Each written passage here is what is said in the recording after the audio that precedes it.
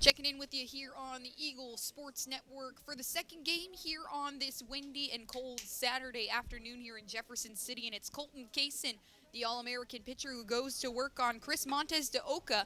First initial pitch is fouled back by Montes de Oca, so strike one.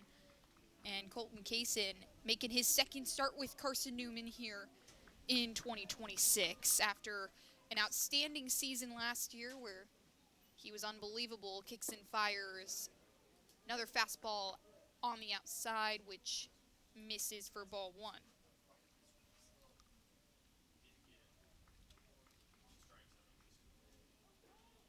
Was 13-1 in his starts last year. Two-seam fastball misses wide again.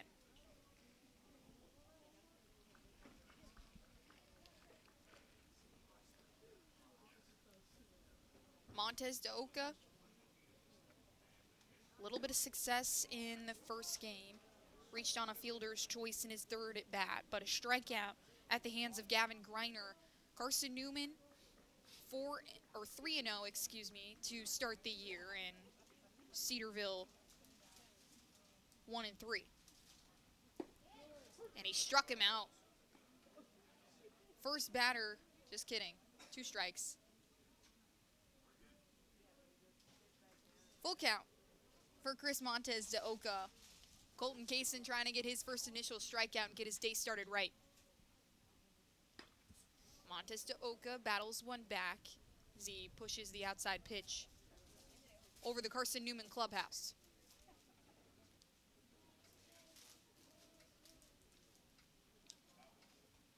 Carson-Newman 4-0 now. They just won the last game 4-3 as Montes de Oca hits a soft grounder to Cole Nathan. He makes the routine throw to first base where Logan Floyd is waiting for it.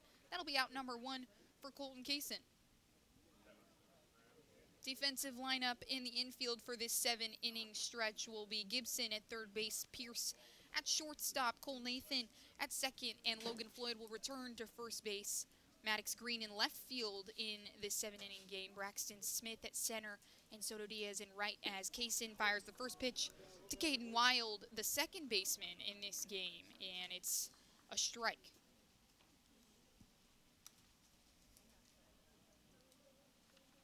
Kaysen threw 4 innings against Charleston in the second game last weekend. He fires the 0-1, and it's nicked and skips off the shin pad of Rogers, but a strike nonetheless.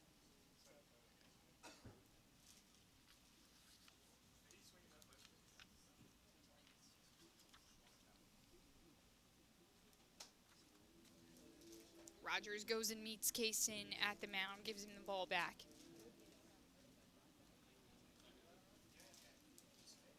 Four innings against Charleston on that snowy Saturday. Just 2 hits, 1 earned run to go along with 6 strikeouts. Was a preseason D2 baseball All-American. Fires the fastball high for the first ball on Caden Wild, so 1-2 count.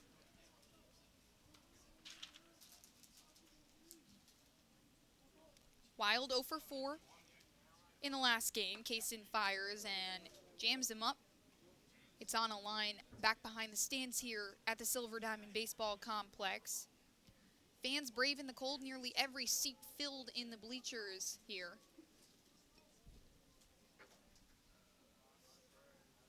Three arms through in that last game for Carson-Newman. As Kaysen fires again, off-speed pitch, gets him way early, 77 miles an hour, fools him. Strikeout number 1 for Colton Kaysen here on this chilly February afternoon. Way early on that breaking ball. And Kaysen works quick. Eli Henderson next up to the plate. The shortstop has started every game there, and the first pitch misses inside for ball 1.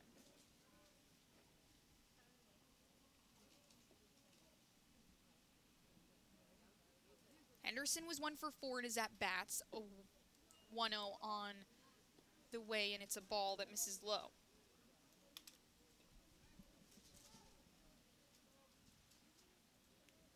Kaysen, a D2 baseball preseason All-American as well, was last year's SAC Pitcher of the Year. Next pitch Misses inside for ball 3.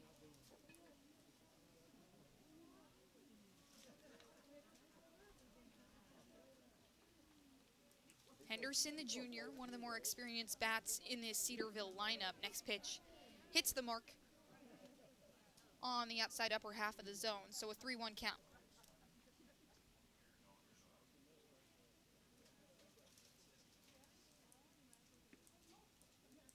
3 for 4 yesterday in game 1.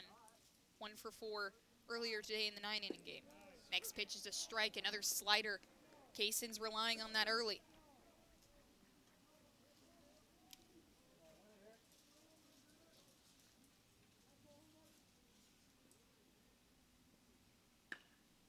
Line drive out to Cole Nathan. He digs it out on the one hop over to Logan Floyd. 1-2-3 for Colton Kayson, and the Carson-Newman bats will go to work. It's Maddox Green. Braxton Smith re-enters the lineup after a 2-game rest, and Logan Floyd will be hitting third when we come back here on the Eagles Sports Network.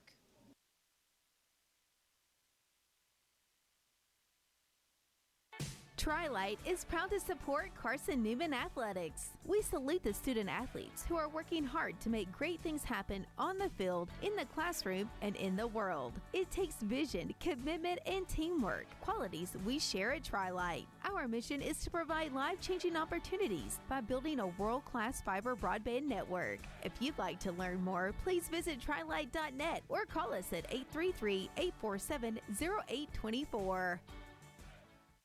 We select our insurance companies the same way you do, very carefully. When you work with us, you can count on receiving fast, courteous, and professional service and quality protection through auto owner's insurance. For a no-problem approach for your life, home, car, and business insurance needs, ask us about the No Problem Company, Auto Owner's Insurance. Call Bible Insurance Agency at 423-586-4320 or go by 1600 East Andrew Johnson Highway in Morristown, serving the Lakeway area's insurance needs since 1931.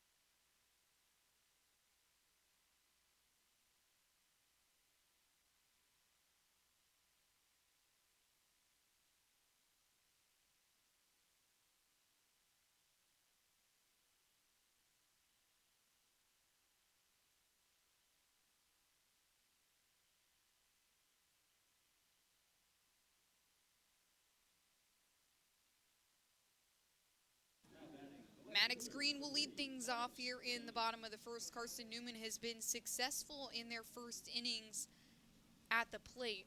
Scored in that first inning against Cedarville as Maddox Green watches the first pitch from Blake Wary, the starter for the Cedarville Yellow Jackets, and it's a strike down the middle.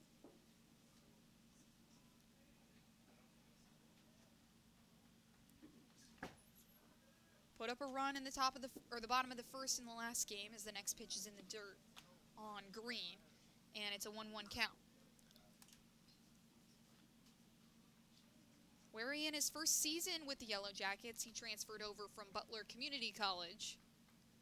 1-1 on the way. Fastball outside that misses the mark.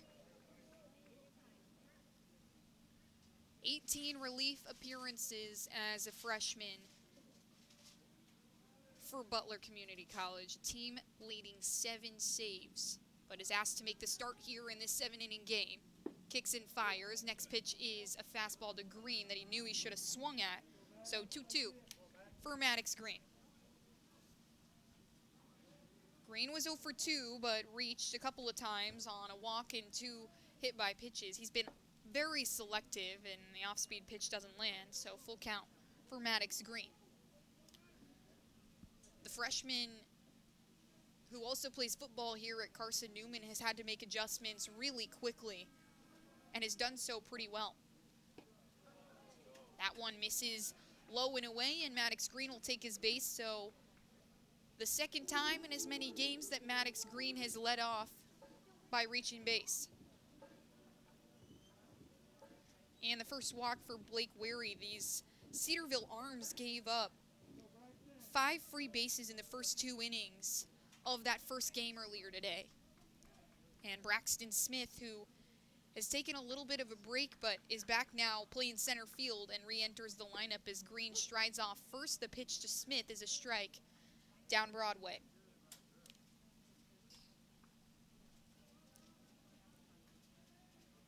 Smith is 2 for 6 so far this season. 2 hits to go along with 4 runs. Gets around. Green takes off. He's charging towards second. He's there well in time. The throw from DeMoss behind the plate doesn't get there in time, and Smith correctly watches the pitch from Wary go by. So a 1-1 count for the sophomore center fielder. Great jump from Maddox Green. Blake Wary not concerned about him. And he takes advantage, gets a stolen base. Next pitch from Wary is outside. 2-1.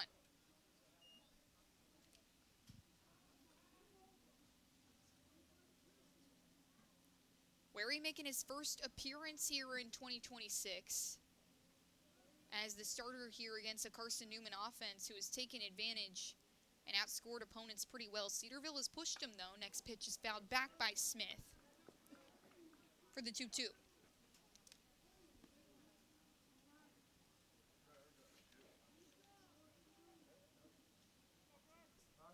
Smith, the sophomore, started both games of that Charleston series, but didn't start on Friday and didn't start earlier today.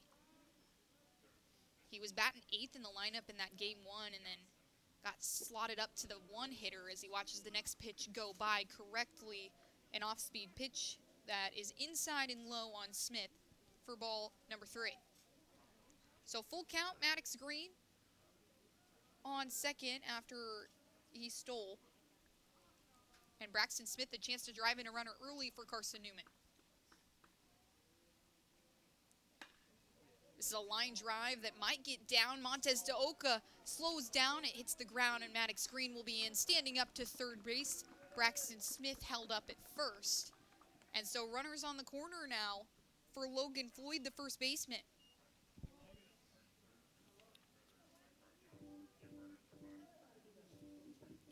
Floyd leads this team so far in RBIs. He's got 5 to go along with a team-leading 7 hits. That leads every other Carson-Newman hitter by 3. First pitch is swung on right up the middle, straight into center field. Maddox Green will come around to score, and Logan Floyd has an RBI single as Braxton Smith races in to third base, and the Eagles on top 1-0 early.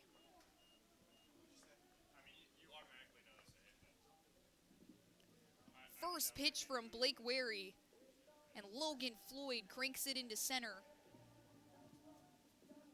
Hard hit ground ball that allows Maddox Green to score. And that brings up Cole Nathan. Braxton Smith using his speed to get around to third. Logan Floyd's at first. He's a couple strides off first, and the first pitch to Nathan misses high at the letters for ball 1.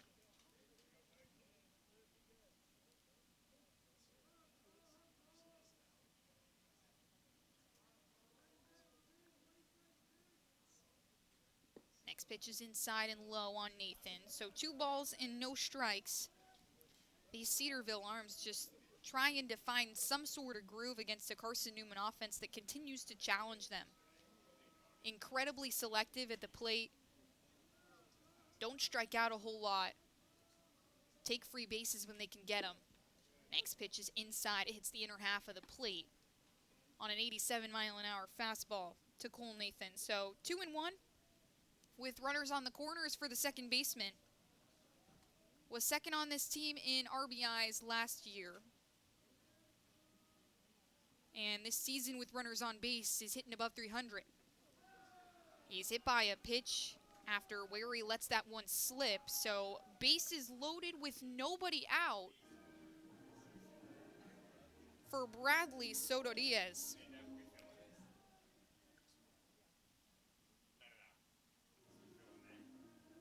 Logan Floyd will move over to second. Braxton Smith is still held at third base, and Matt Richter will come out and have a conversation with Wary. If they do make a pitching change here, this would be the second time in as many games that Cedarville has had to change arms in the middle of the first inning, which obviously, as a young team, you're still trying to find those arms that you can rely on early in games and go for a couple innings extended. Cedarville yet to find anybody to do that aside from Cohen Ball, who went a couple innings in the middle of game one here today. So Bradley Soto Diaz has no outs with bases loaded. Led the team last season at William Penn in home runs with 17. Aiden Gibson calls him a power hitter. He's nearly nicked by the pitch from Wary, but it evades him. So 1 ball, no strikes.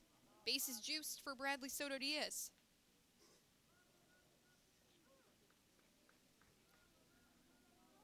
Braxton Smith was super confident in his bat as well. Next pitch misses the mark. It gets past the catcher DeMoss. Smith is in standing up to score. Floyd over to third and Cole Nathan on second. The wild pitch from Blake Wary allows Carson-Newman their second run already, and they're up here in the bottom of the first 2-0 on the Cedarville Yellow Jackets.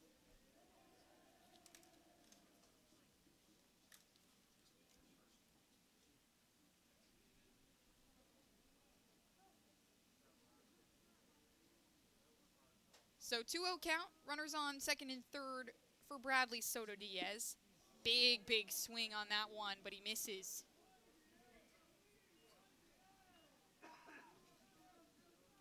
Two and one upcoming.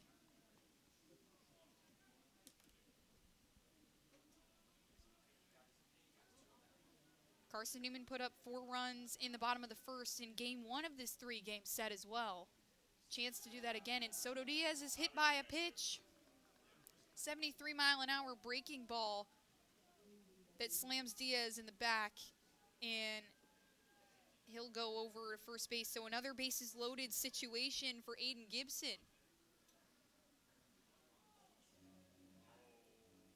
2 free bases for Carson-Newman in this bottom of the first. That was similar in the last game where they had 3 free bases, 2 batters hit by a pitch and a walk. Make that 3 free bases here in this bottom of the first as well. First pitch is a fastball high at the eyes of Gibson. Soto Diaz on first, Cole Nathan at second, and Logan Floyd on third base here for the Eagles.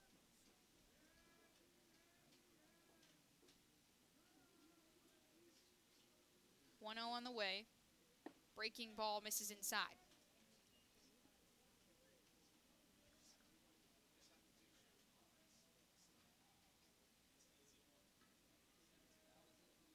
Wary finished his last season at Butler Community College with a 7 ERA, but struck out 26 batters in his 18 appearances.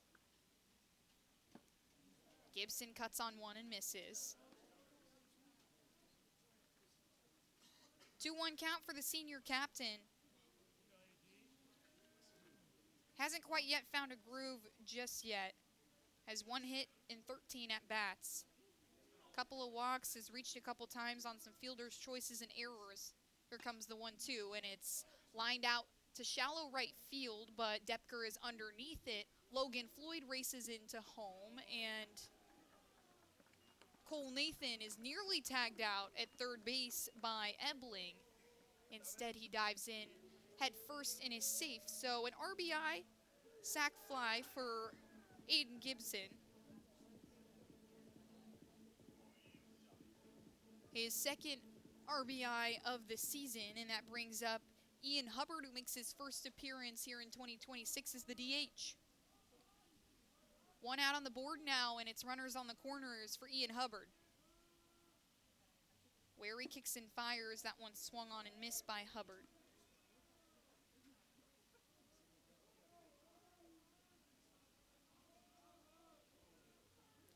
Eagles up 3-0.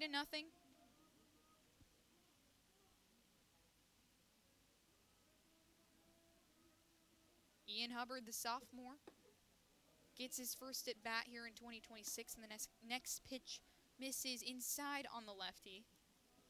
1-1 count with one out on the board. Carson-Newman projected to do well in the preseason poll, and for good reason. This offense is so deadly, led the nation in a couple offensive categories last season.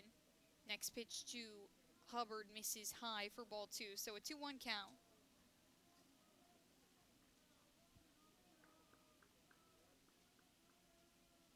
Where he comes together, next pitch is a ball on the outside.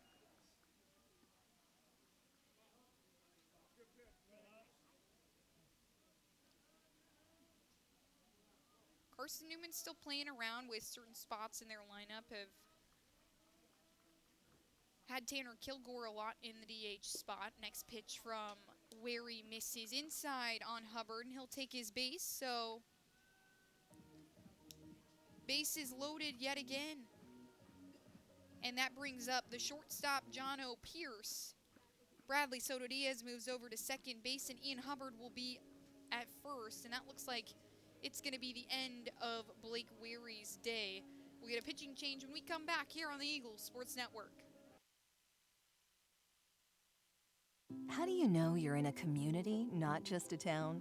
Well, strangers smile as they walk by. They refill your coffee without you asking. And when you ask directions, people offer to walk you there. Communities give more.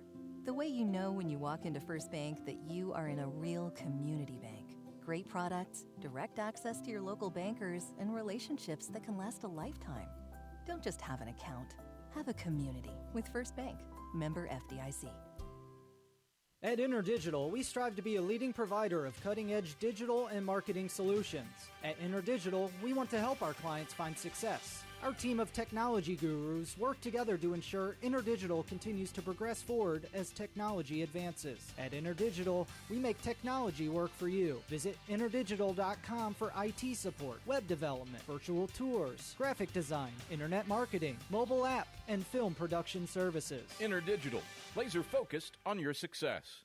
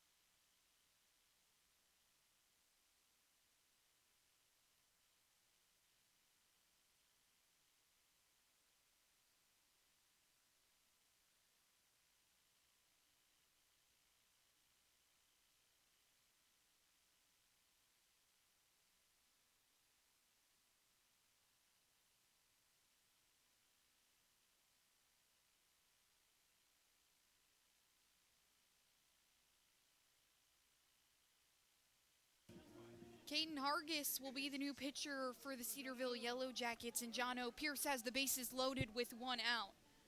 Chance to drive in a couple of runs here for Carson-Newman. They're already up 3-0 here in the top of the first. Big swing that nails Justin Crawford behind the plate. He'll drop to a knee, and we'll take a second. Make sure he's okay.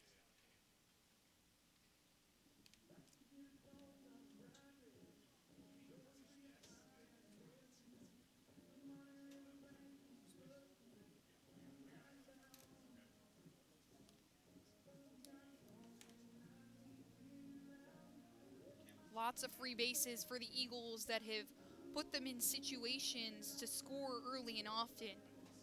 Maddox Green, an early walk. 2 line drives back-to-back from Braxton Smith and Logan Floyd to put them on base. And then Cole Nathan hit by a pitch. Bradley Soto Diaz hit by a pitch. Ian Hubbard walked.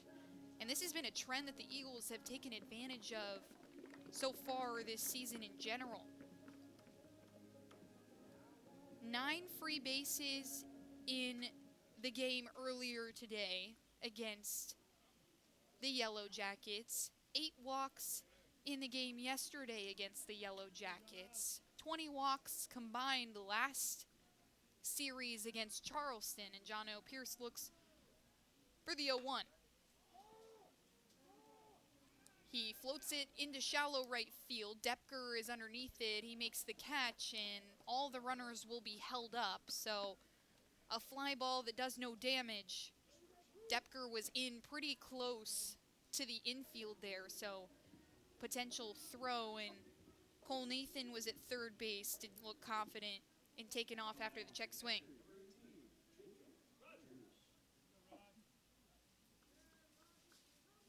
That brings up the catcher, Jacob Rogers.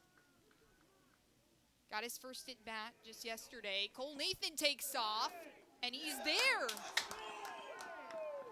Cole Nathan steals home a big-time jump off third base, took off immediately.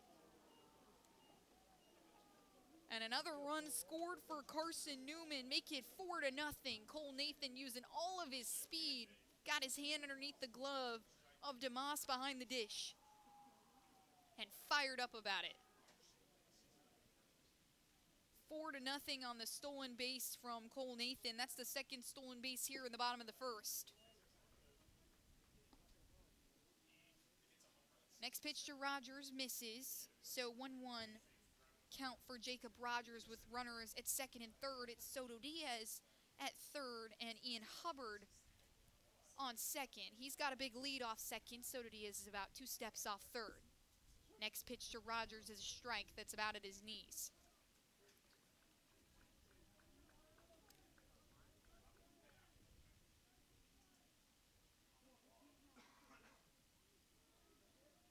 One-two with 2 outs on the board. Runners at second and third. The Eagles already up 4-0 here in the bottom of the first. The second time they've done that this series.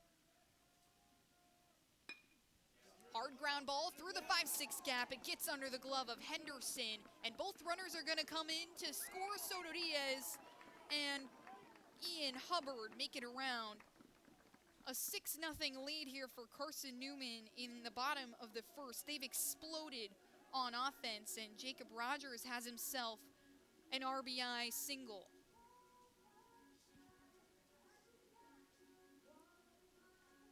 So the top of the order, Maddox Green will come up. And after the pitching change, things haven't been much different for Carson-Newman. They've taken advantage of these Cedarville arms. Green hits another one at the shortstop, and Henderson, he gets to an E, over to second. Stretch from Caden Wild over there on the bag is good. That'll be the inning. 6 runs in the bottom of the first for Carson-Newman. 2 line drives from Braxton Smith and Logan Floyd. 4 free bases. And Jacob Rogers hits a 2 RBI single. And we'll be right back here on the Eagles Sports Network for Cedarville's Graham Ward, Max Depker, and Jackson Lehman. Sure, we've been around a while, 171 years to be exact. We know the power of a liberal arts-based Christian education and the tremendous potential of what can be found on this campus, within this community. We are adventurers, dreamers, believers, passionate and compassionate, curious and clever, driven by a common purpose towards a common goal. I found my passion. I found purpose. We are Carson-Newman. What will you find?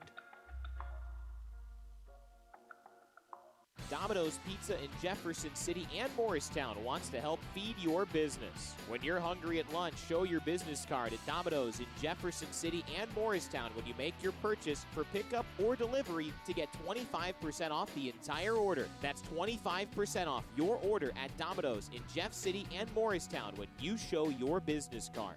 Call 865-471-6700 to get a pizza.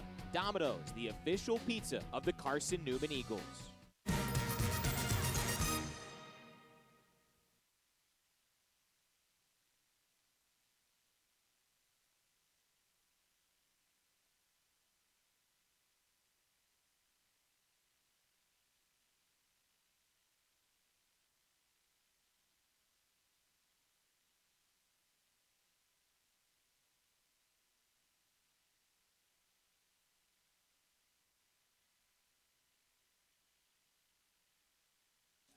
Graham Ward leads things up in the top of the second for Cedarville. Colton Kaysen returns to the mound for his second inning of work. A strikeout in the first inning. The first pitch to Ward is a ball that misses inside. Carson-Newman leads by a score of 6-0. They take an early lead. This is the second time that they've scored multiple runs in the first inning. Second pitch to Ward is a strike, a breaking ball that hits on the inside.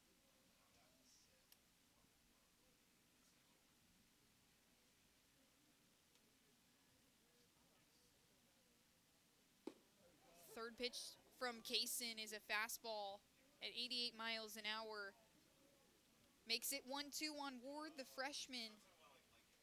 Trying to get the hang of things here in this Cedarville lineup, but Carson-Newman challenging him. Next pitch is fouled back, out of play.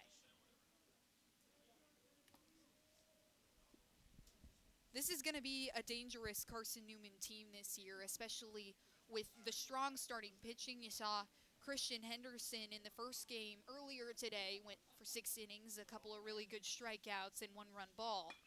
As Ward skies one out to center field. This is going back, but Smith is underneath it. He makes the catch out of the air, clutches it down, and that almost was going all the way out to the wall. But Braxton Smith getting back there, using all his speed over his right shoulder, gives the wall a little love tap. This Carson-Newman defense so good as well, just makes pitchers confident on the mound. Kaysen fires at Depker, the first pitch, a low one that gets him swinging.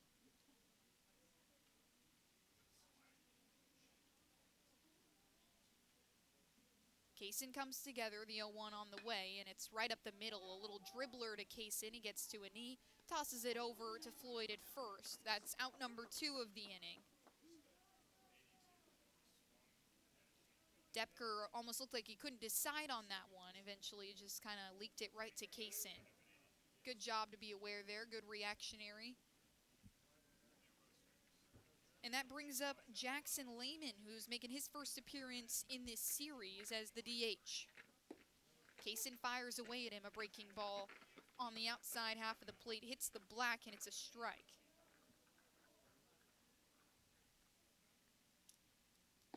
Kaysen fires again. Fastball that misses in a very similar spot, so a 1-1. Next pitch is another fastball on the same spot that hits. 1-2 count on Jackson Lehman. Kaysen painting the corners right now.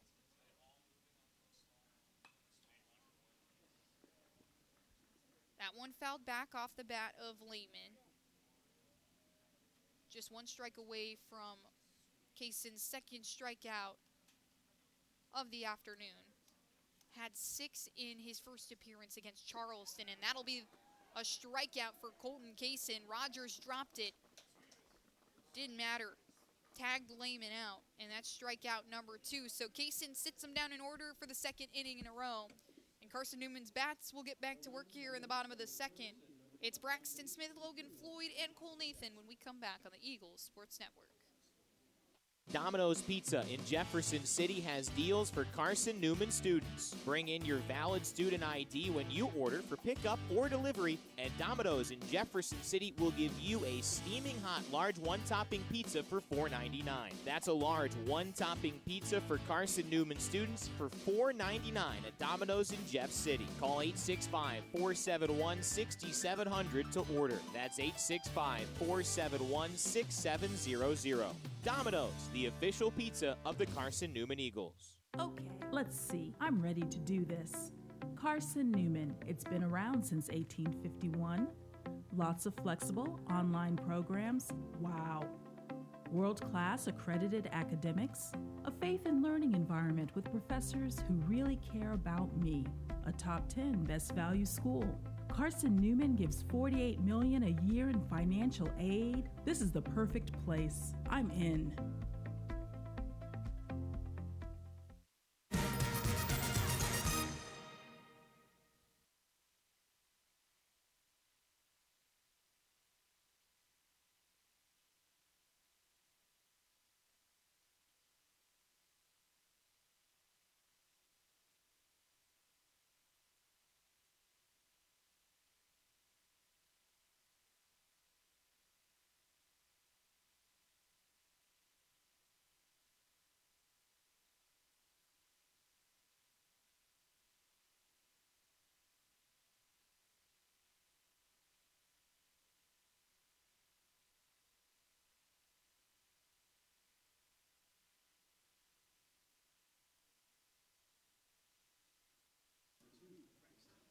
It's Braxton Smith to get things going here in the bottom of the second. Eagles up 6-0 after their explosion in the bottom of the first, and Hargis fires at Smith. He lays the bunt down, and it might look like he might get there in time. He does.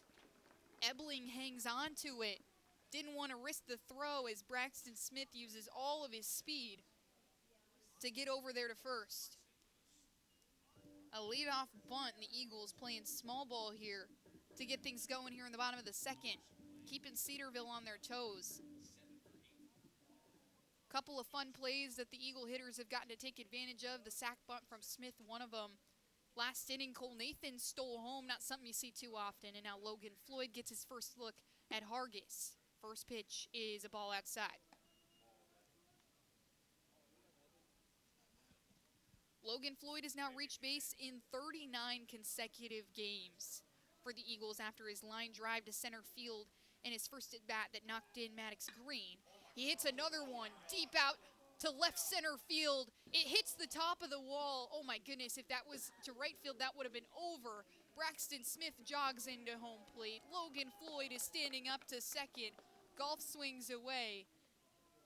And he's 2 for 2 today. A line drive out to left center that gives him his second RBI of the game and his team-leading 7th of the year.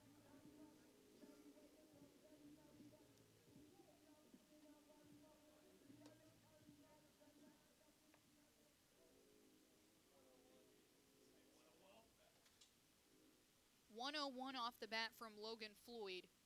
He stands at second. Braxton Smith came in to score, so a 7-0 lead for Carson-Newman, and Cole Nathan can swing away. The first pitch from Hargis, a strike on the outside corner.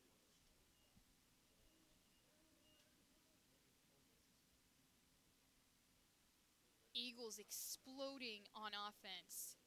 So many runs scored, and they've outscored opponents over and over again. Did it against Cedarville in the first 2 games of the series, did it against Charleston as the next pitch to Nathan is a chopper to shortstop, and the first baseman Ward bobbles the throw. It was a one-hop from Ebling, who had scooped it up.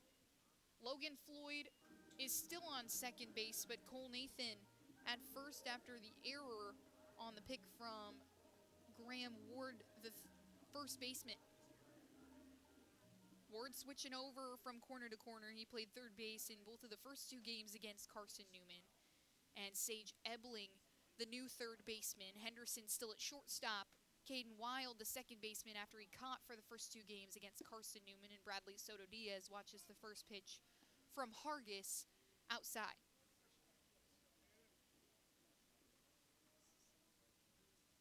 In the outfield, it's Devon Stevens in left, Chris Montes de Oca in center field, and Max Depker, the right fielder. He's been playing first base for the Yellow Jackets in this series.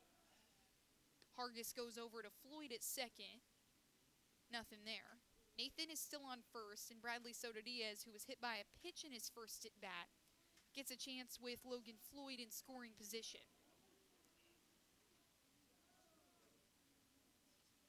Soto Diaz hitting .222 with runners on base. Breaking ball to Soto Diaz, hits on the inside. 1-1 count, not one you want to swing at early in the count. And the right fielder steps back up. Had a bases loaded situation in his first at bat, and always on Grand Slam watch there with Soto Diaz. 17 home runs in his last season with William Penn as Logan Floyd takes off, and he's more than safe. DeMoss doesn't even try for him. And Carson-Newman aggressive on the bases.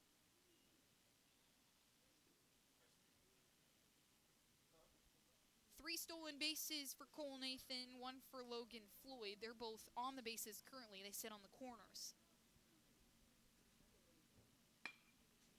Hard ground ball to shortstop. Henderson slides to get it, but Nathan is safe on second base after Wild dropped the throw from Henderson. And Soto Diaz has an RBI as Logan Floyd comes in to score. Cole Nathan still on second. Charging towards the bag and gets there in time. The throw wasn't even going to beat him out, but then Wild dropped it, made it extra secure that he was safe. So here comes Aiden Gibson, the third baseman. He's got Cole Nathan on second and Soto Diaz at first base. Gibson watches the first pitch from Hargis, a ball. So Eagles up 8-0 now.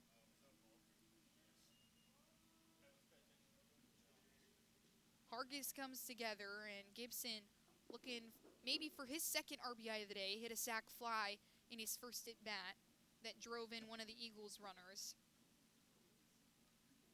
First 5 batters for Carson-Newman in the game scored. Second pitch from Hargis misses in the turf, so 2-0. Hargis takes a look at Nathan on second, and Gibson holds off a one that just nicks the outside corner for strike one.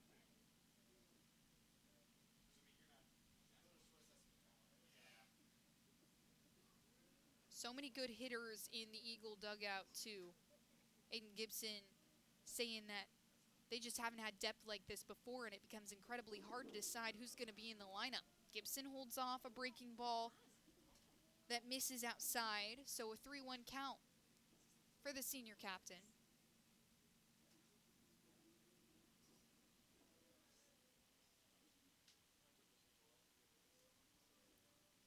Gonna rule Bradley Soto Diaz's hit as a single. And Aiden Gibson will take his base after he watches a breaking ball that misses outside yet again.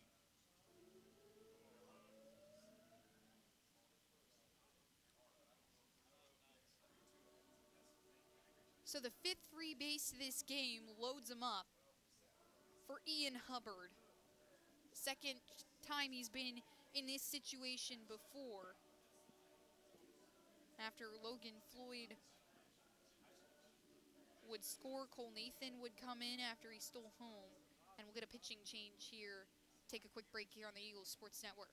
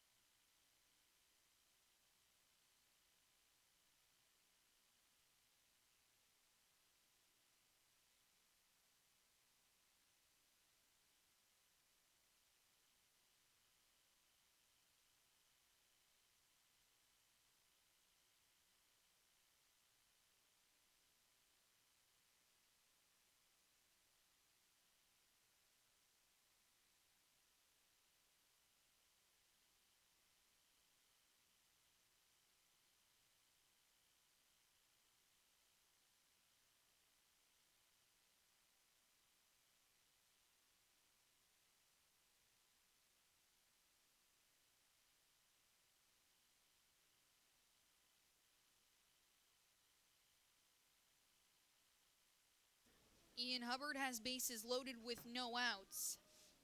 And it's Ford Dusing, the new pitcher for the Yellow Jackets. First pitch is swung on in a little pop fly that is caught by Graham Ward. Bases will stay loaded, but that'll be the first out. Weak contact from Ian Hubbard. That'll sit him down. And Jono Pierce will have his second bases loaded situation of the contest as well. He was in the box when Cole Nathan stole home. He's on third right now. Yellow Jackets incredibly aware of the speed on third base. Takes a couple strides off the base as Pierce takes one into the glove of DeMoss. And that's strike one on the junior. Dusing posted a 5-3 record in his first season with the Yellow Jackets. And next pitch to Pierce is a breaking ball that misses well outside. Nearly got away from DeMoss, but he corrals it and keeps everyone where they are. He was one of the starters on this team last season, led the staff with 11 starts as Pierce watches an off-speed pitch that's high for ball two.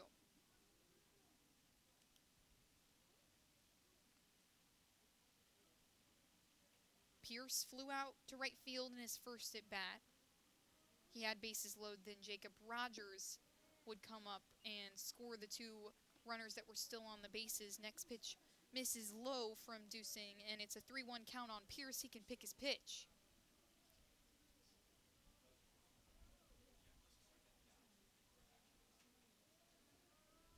Dusing comes together, finally hits outside corner. So a full count for Jono Pierce. Bases loaded, you got Cole Nathan on third, Bradley Soto Diaz on second, and Aiden Gibson at first. 5 free bases for the Carson-Newman lineup in this game already. They're up 8-0 on the Cedarville Yellow Jackets. Next pitch, a breaking ball that misses on the inside corner. So an RBI walk for Jono Pierce. Cole Nathan jogs on home. Soto Diaz to third, Aiden Gibson to second. And make that 6 free bases for Carson-Newman.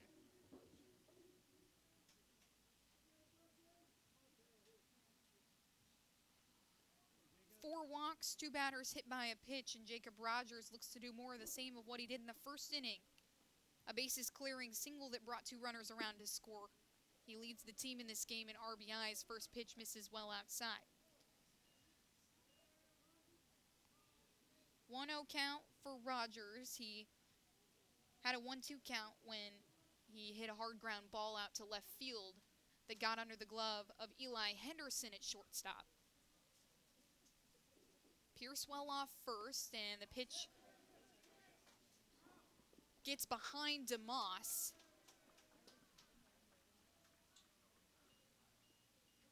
Kylan Hornbuckle had come in to pinch run for Bradley Soto Diaz.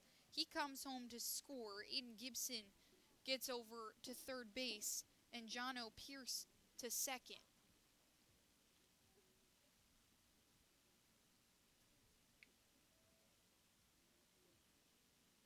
Two-0 count for Jacob Rogers with runners on second and third. Eagles up 10-0 now. Breaking ball hits Rogers in the elbow. He'll take his base. Just 1 out on the board, and now the top of the order in Maddox Green will come up. Try and see if he can clean things up and get some runners off the bases.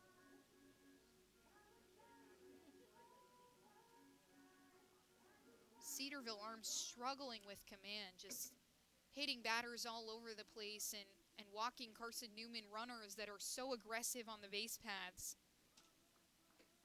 So Rogers at first, it's Pierce on second, Gibson at third, and Maddox Green at the dish. The first pitch hits Maddox Green. This is getting ugly. 4 batters hit by pitches to go along with 4 walks. And Matt Richter goes out to have a conversation with Ford Dusing. 11-0 here in the bottom of the second. Carson-Newman capitalizing on free bases, and we'll take a quick break here on the Eagles Sports Network, see if they call out a new arm from the bullpen. They will. This is Carson-Newman men's basketball alum Taylor Hawkins. I want to help your family secure its financial future. I'm with Modern Woodman Financial Planning, where we touch lives and secure futures. Let Modern Woodman protect your family's financial security through life insurance, retirement planning, and financial services. You can contact me, Taylor Hawkins, at cneagles.com/Modern Woodman. That's cneagles.com/Modern Woodman. Help secure your family's financial future through Modern Woodman Financial Planning.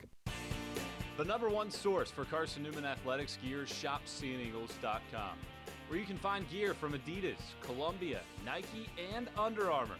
Shirts, jerseys, sweatshirts, shorts, pants, hats, and scarves. Shopseeandeagles.com is your source for everything CN. You can even show your school spirit on your smartphone or tablet. All of your game day essentials can be found in one place. ShopSeeAndEagles.com.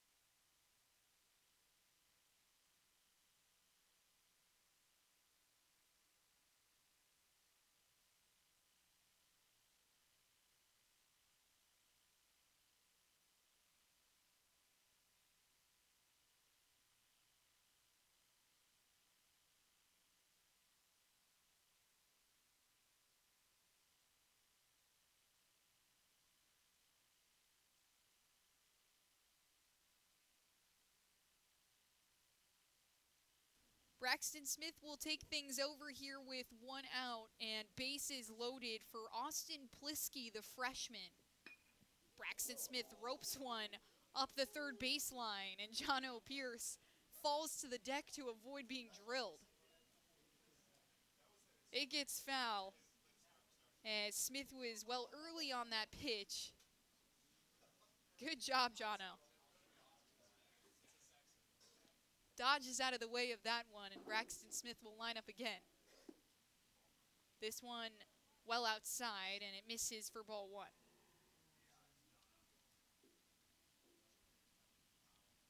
This is the second time this ball game that Carson-Newman has gotten through their entire lineup in an inning. And it's the second inning.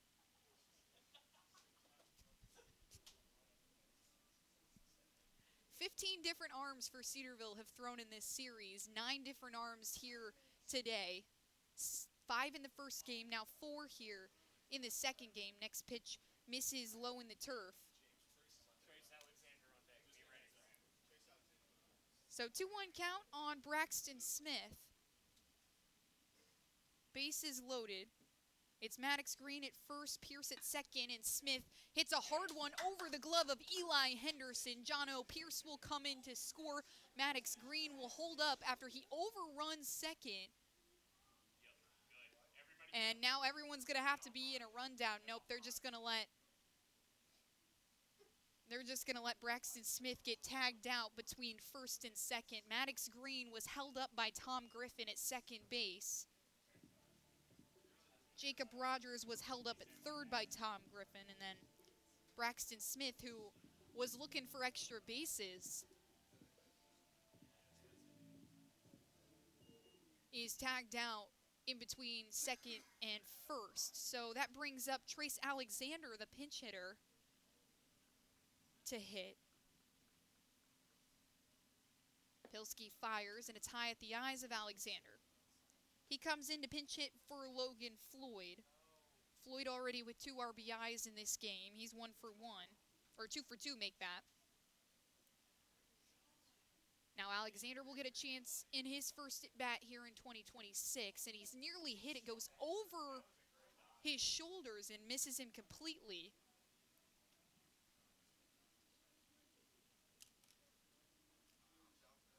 Pilski fired that one over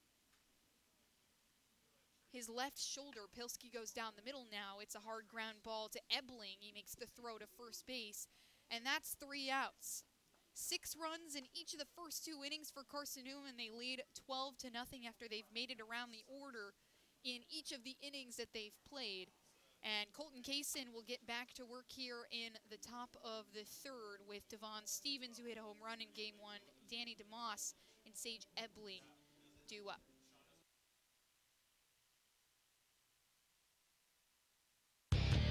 When you're sick and tired of fast food and need a fresh home-cooked meal, turn to Lisa's Country Kitchen. Lisa's been cooking up her fresh, never-frozen food for the Lakeway area for more than 15 years. Lisa's cares about her customers.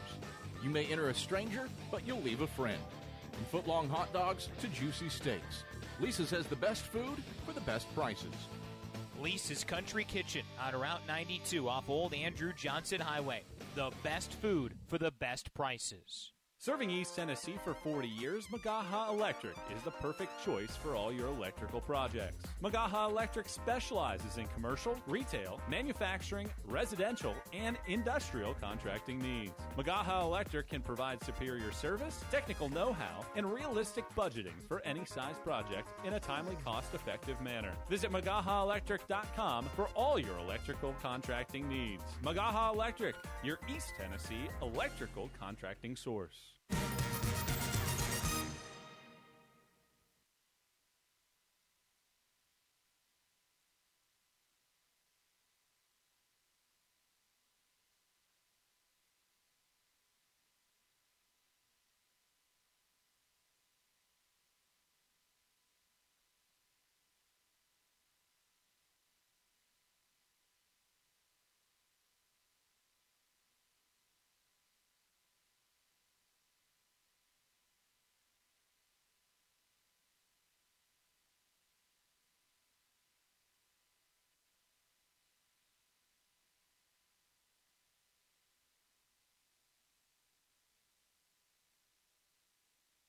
Devon Stevens digs in from the left side. The first pitch from Kaysen misses outside. Carson-Newman leads by a score of 12-0 after getting through the lineup in their first 2 innings of work. Kaysen kicks and fires, and Stevens, a little blooper to Eden Gibson, who gets to the ground and makes the catch.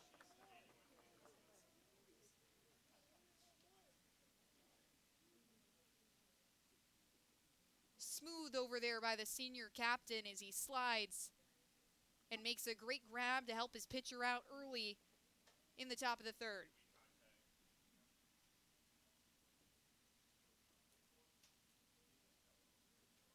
That brings up Danny DeMoss, the catcher. Breaking ball from Kaysen doesn't hit.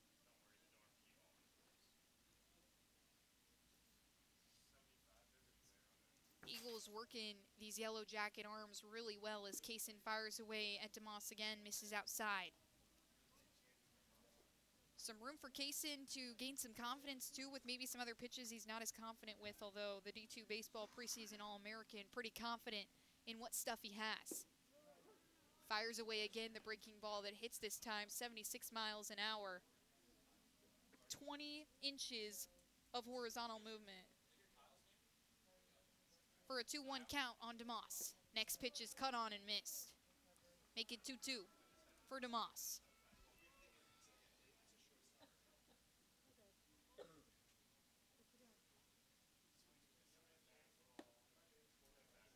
Kaysen misses on the breaking ball outside. So a 3-2 count on the catcher. Cedarville now with a tall task to try and chip into this Carson-Newman lead. Just a 7-inning game for the Eagles. Swung on and miss. Kaysen gets strikeout number 3 of the day. Sits down Danny DeMoss, and There's 2 away for Carson-Newman. Kaysen looks to sit him down in order for the 3rd time in as many innings. Brings up the 3rd baseman, Sage Ebling. Ebling takes the first pitch. It's a strike from Kaysen. Makes it 0-1. Ebling, the redshirt sophomore, he came in and pinch run yesterday as he fouls one back for strike 2.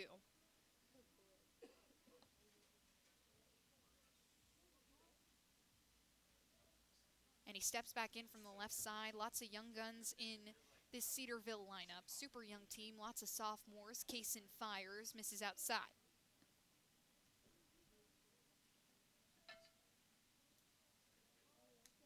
Sat out last season as a medical redshirt. Kaysen goes again. He swings and misses, fans another batter. And Colton Kaysen has 4 strikeouts to keep Cedarville scoreless. This Carson-Newman lineup leads 12-0 as we move into the bottom of the 3rd here on the Eagles Sports Network.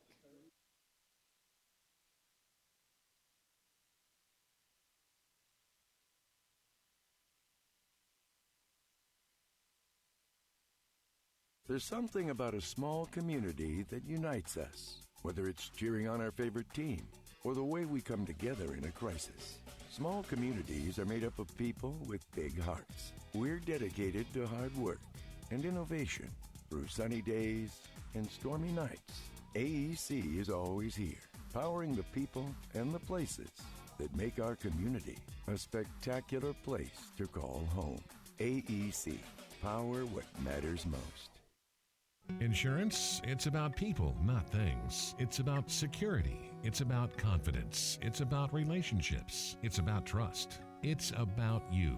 As a local independent agent, Bible Insurance Agency can design an insurance program that's just right for you and your family. Give the people you love safe, sound, secure protection from Auto Owners Insurance. Call Bible Insurance Agency 423-586-4320 or go by 1600 East Andrew Johnson Highway in Morristown.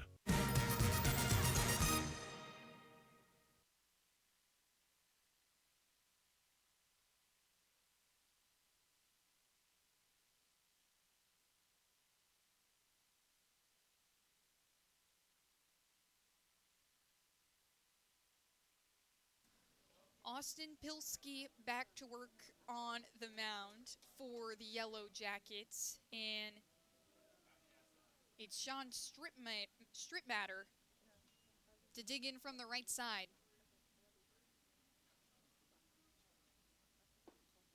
Junior watches the first 2 pitches go by, both balls.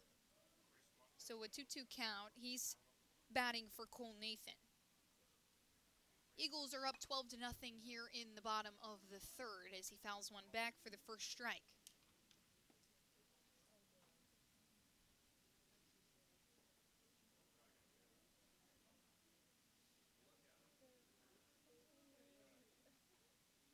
Plisky kicks and fires but misses again. So 3-1 for Stripmatter, and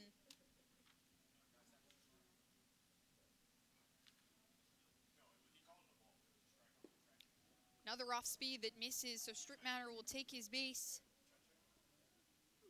Another free base for Carson-Newman to take advantage of.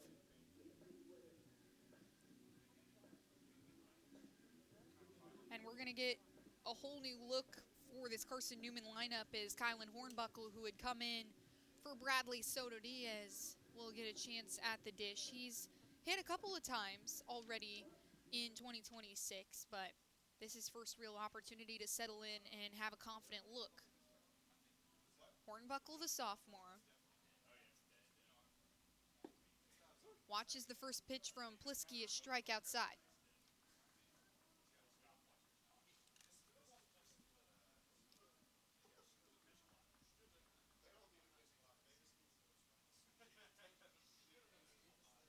Plisky goes outside again. It's too far off the mark.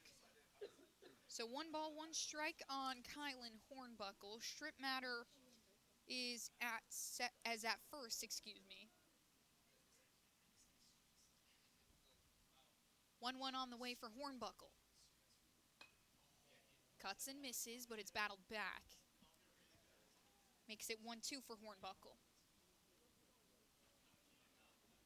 He came in the bottom of the sixth for the Eagles in the last game, ended up striking out. Chance for him to get his first hit here in 2026. Fouls another one back into the netting.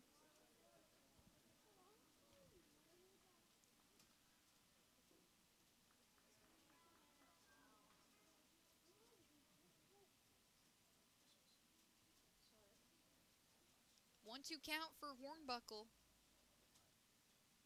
11 games last season for the sophomore, and he lofts one way back. It's up the third baseline. Looks like it might hit off the Eagles clubhouse. It does. Skips off the roof. Everyone was watching it. Ebling had tracked it over, trying to see if he could get an easy out. 11 games for Hornbuckle, mainly as a pinch runner last season, but was 2 for 2 in his stolen bases, so a good job taking care of business out on the base paths.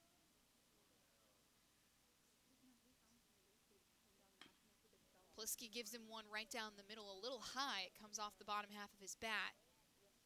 Still 1-2 for Hornbuckle, staying in this one.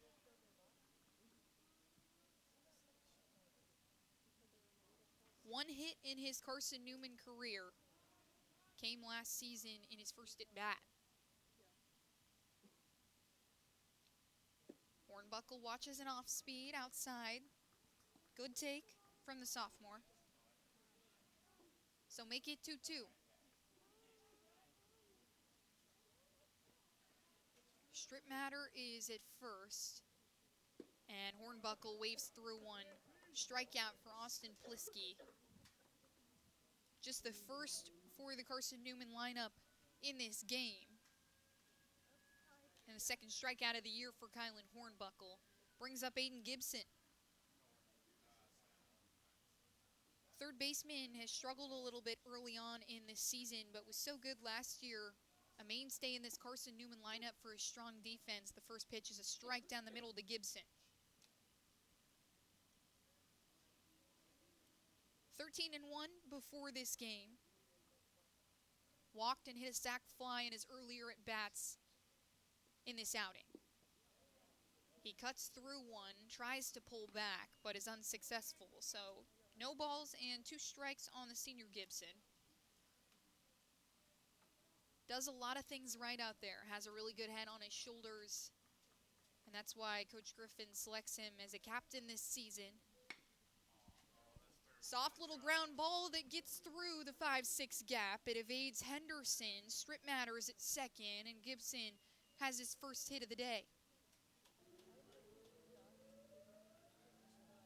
Ground ball that perfectly picks in the gap.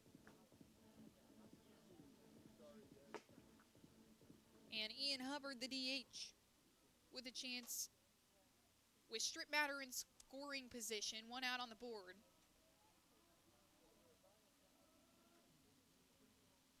Plisky trying to get out of this one with no more damage to the score. Hubbard swings and misses. Strip matter nearly halfway there between second and third, but opts not to go.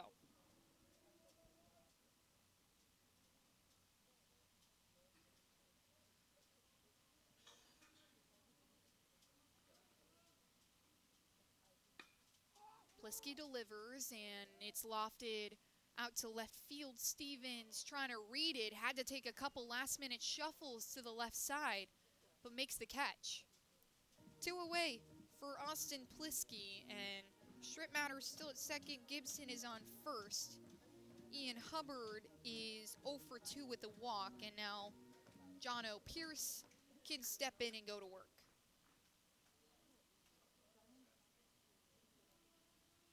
Carson-Newman dugout loving Pierce's walk-up song today, getting him fired up, hence the 12 runs on the board in the first 2 innings. Breaking ball from Plisky misses inside.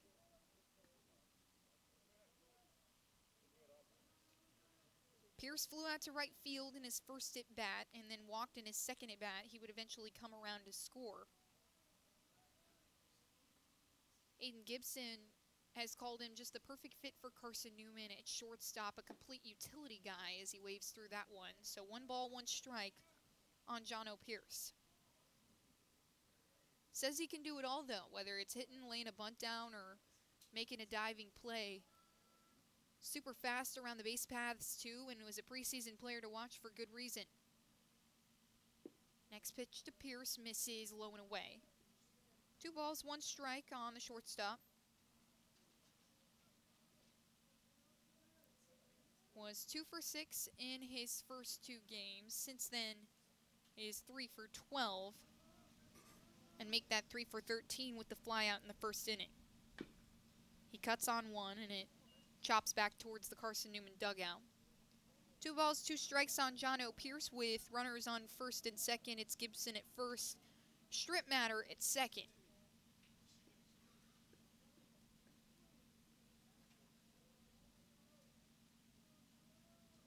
The second time in as many years that Carson-Newman and Cedarville have met, Eagles own the series. And last weekend have carried over their success, breaking ball to Pierce that starts up high at his chin but drops down to his letters. Still misses the zone, so a 3-2 count. Last weekend the Eagles dominated, trailing for 2 of the 16 innings that they played, and have done that against Cedarville as well. Couple of close games to start off the series, but both runners go as Pierce will take his base. Another walk for Carson-Newman, and Tom Griffin says good hitting teams walk, and that's what they've done here today. They've taken free bases when they can get them. Jono Pierce is at first base after the walk. Aiden Gibson hit a ground ball through the 5-6 gap that gets him over to second. And Strip Matter is on third after he walked as well. Jacob Rogers, the catcher, up now with bases loaded. Floats one up into the air. It's out to right field. A couple steps back for Max Depker, who loves it down. That'll be the inning. Runners threatened for Carson-Newman, but the first time the Cedarville Arms have been able to hold him scoreless in this game. And Colton Kaysen back on the bump when we come back in the Eagles Sports Network. Don't know what to wear on game day? Head over to shopseeandeagles.com for all of your Carson-Newman athletics gear. You can find clothing from Adidas, Columbia, Nike, and Under Armour to cover you from head to toe. ShopSeeingEagles.com also has duffel bags, backpacks, jewelry, pet supplies, and gifts. Don't waste any more time. Prove you are the ultimate Carson-Newman fan with the official gear of the Eagles at ShopSeeingEagles.com. Visit today. Dorm food got you down? Need a home-cooked meal? Then Lisa's Country Kitchen is for you. Lisa's Country Kitchen has been feeding Carson-Newman students for 15 years. Lisa's has a family-friendly atmosphere all day long, from the morning with her $2.99 breakfast specials to dinner with Lisa's fresh, never-frozen steaks. Carson-Newman students get a 10% discount with their student ID. Lisa's Country Kitchen on Route 92 off Old Andrew Johnson Highway. The best food for the best prices.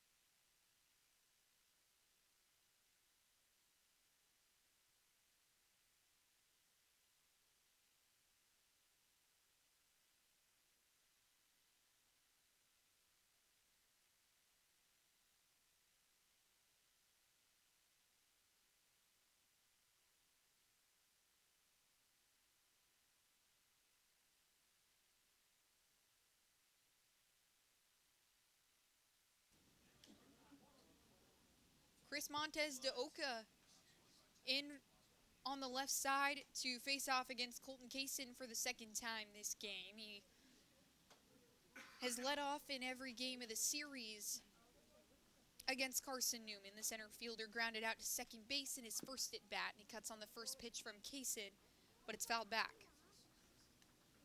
Kaysen with 4 strikeouts through 3 innings. He's been incredibly clean this season in general. Just 1 start, went 4 innings against Charleston. He let up 2 hits and an earned run, but 6 strikeouts in that game as well. Next pitch misses outside on the lefty. 1-1 count for Chris Montez de Oca. Carson-Newman leading here in the top of the fourth by a score of 12-0. Kaysen kicks and fires, breaking ball that was moving towards the plate but just misses for ball 2.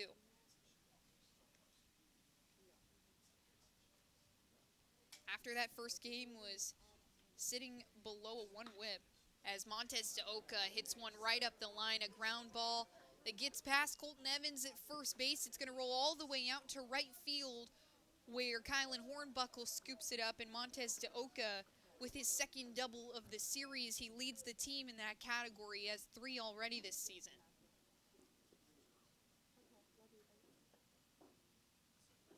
Right up the line in the first hit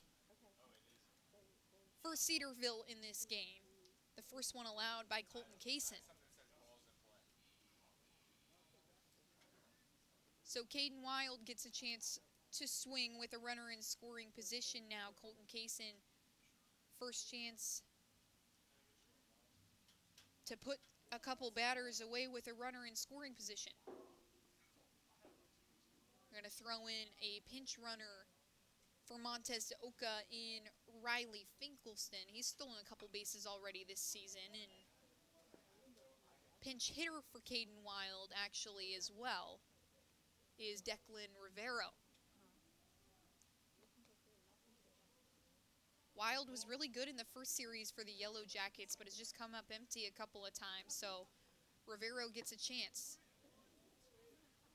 Pitch from Kaysen misses, so a 1-1 count on Rivero.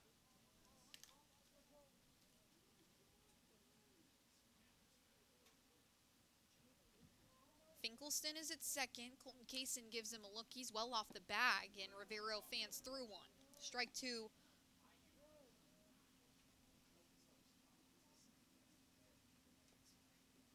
The freshman getting his first chance to bat. But Kaysen is really good with runners on base. Swung and missed on that one, but nicked a piece of the ball, so he'll stay in the box. Kaysen held opponents to an under 200 batting average with runners on base last season. Has no outs on the board right now with a runner on second. But a chance to clean things up here. Next pitch from Kaysen misses outside. Fans didn't love the call, and Rivero steps back in.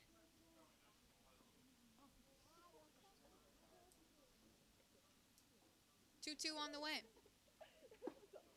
Got him. Watching.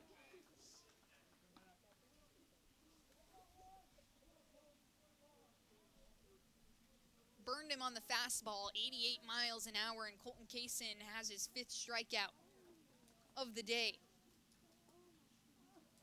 His first strikeout looking has gotten everyone else swinging. Kaysen watching Finkelstein. He goes to the batter now. Another pinch hitter for the Yellow Jackets in Simon Grandmason. Grandmason, the freshman, he comes from New Hampshire, so making the long journey down to Ohio to play for Cedarville. Kaysen fires the 0-1, and it's another ball.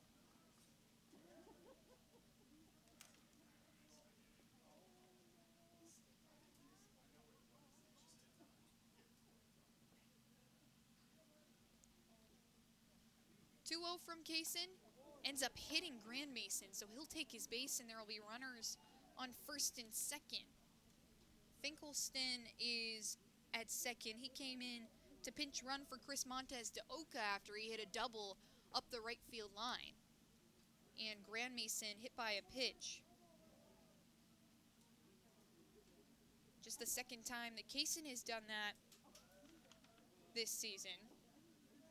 Hit one batter in the in the Charleston series, excuse me.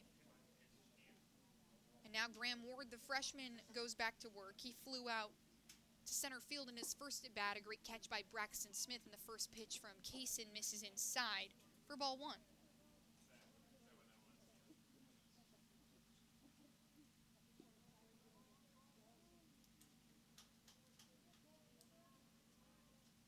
Kaysen not concerned with Finkelstein anymore, and he fires to the outside corner, but misses again, just narrowly that time on Ward. 2-0 count with runners at first and second. Kaysen has thrown 3 solid innings. Just 1 hit allowed. Next pitch hits. Fastball to the outside corner that Rogers does a good job framing for the first strike.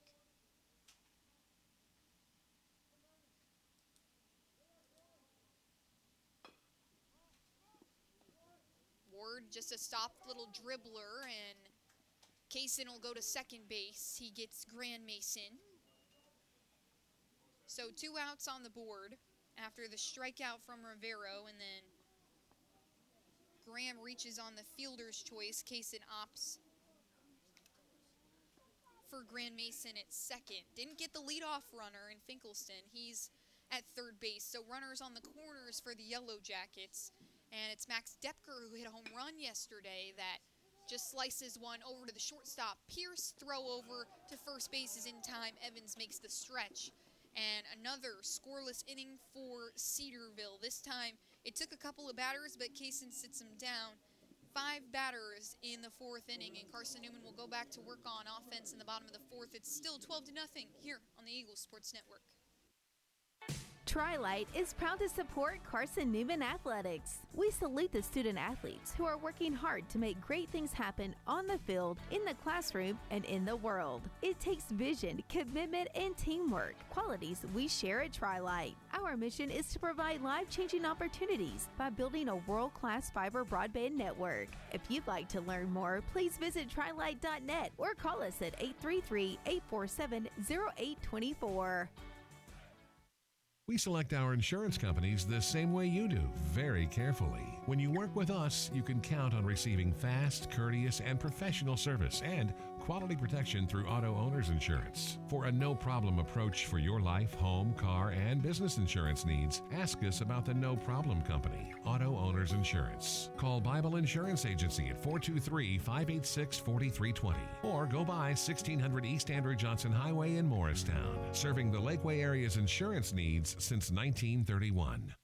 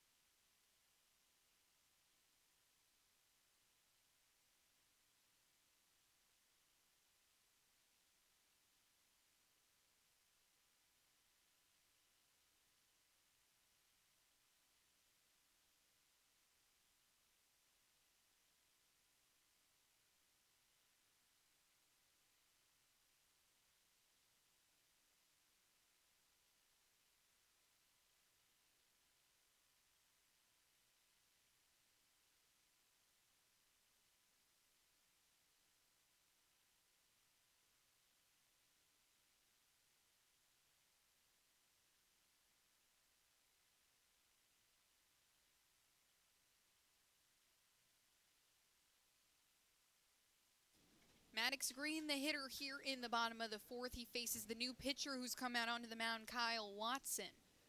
First pitch from Watson drills Green nearly in the same spot on his back.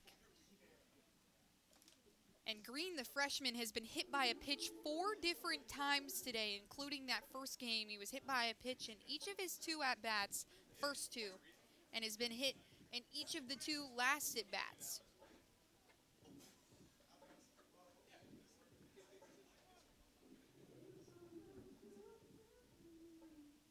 So many free bases for Carson-Newman. And it's Braxton Smith back in the box in his last at-bat Had a good hit. First pitch from Watson is a strike outside. Hit a good ground ball into left field. Miscommunication from the coaches and Tom Griffin as he overruns first, looking for extra bases, and then was tagged out as Tom Griffin holds up all the runners in the bottom of the third, or excuse me, bottom of the second. So, and Smith turns on the inside fastball for a 1-1 count. Smith is 3 for 3 in this game. Hit a line drive to center field in his first at bat. Reached on a bunt in his second at bat, and then that ground ball to left field in his third at bat. But he's just hit by a pitch there. Second one of the inning already.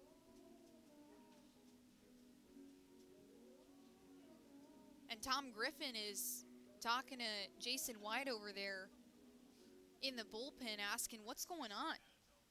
So many batters hit by pitches, and here's Colton Evans, the utility player, to take his first swing here in this ball game. Watson fires inside on Evans, and it hits for strike one. Braxton Smith is at first. Maddox Green is at second.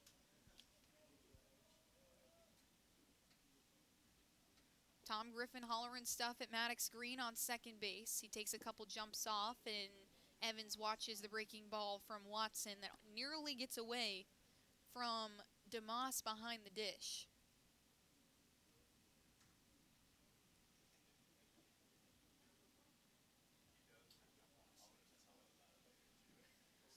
One and 2/3 innings from Austin Pilski before Watson has come in to throw. Not too bad from Pilski. 2 hits, but 2 walks. Next pitch misses Evans, so a 1-1 count, or 2-1 count rather.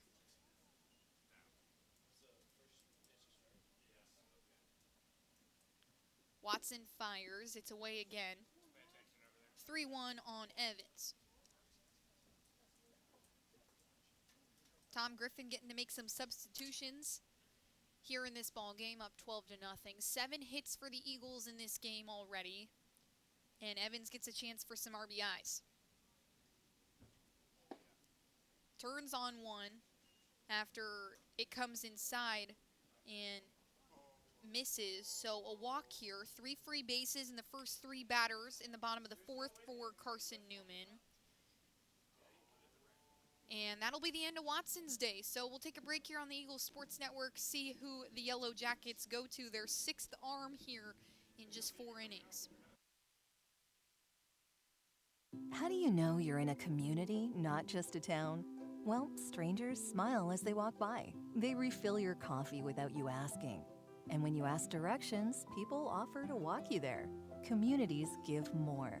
The way you know when you walk into First Bank that you are in a real community bank. Great products, direct access to your local bankers, and relationships that can last a lifetime.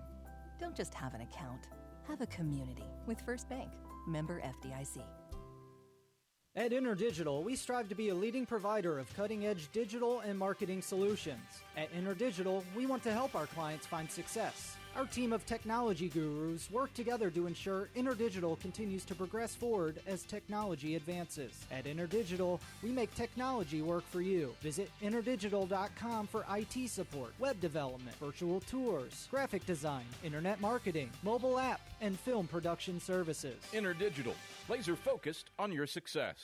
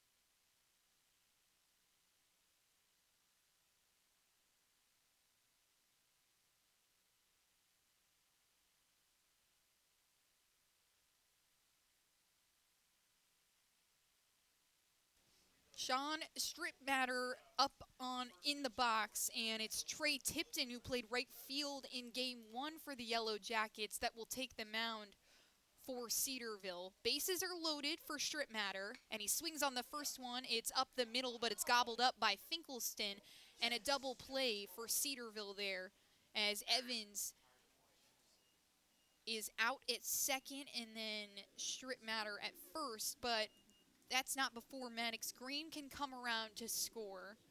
And Braxton Smith is on third base.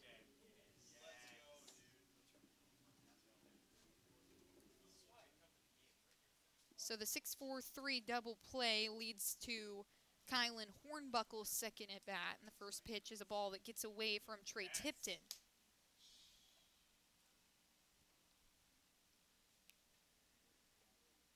Tipton with 2 outs on the board. Into a tough spot. Carson-Newman up 13-0 now, and Hornbuckle waves on one, a hard swing.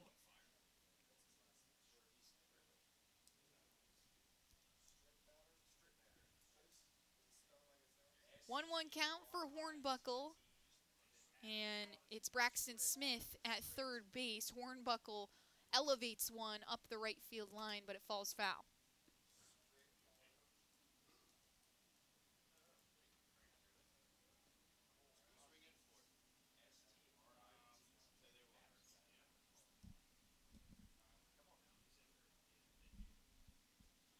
One, 2 on the way for Hornbuckle as Tipton looks to get out of this inning. Hornbuckle fouls another one off.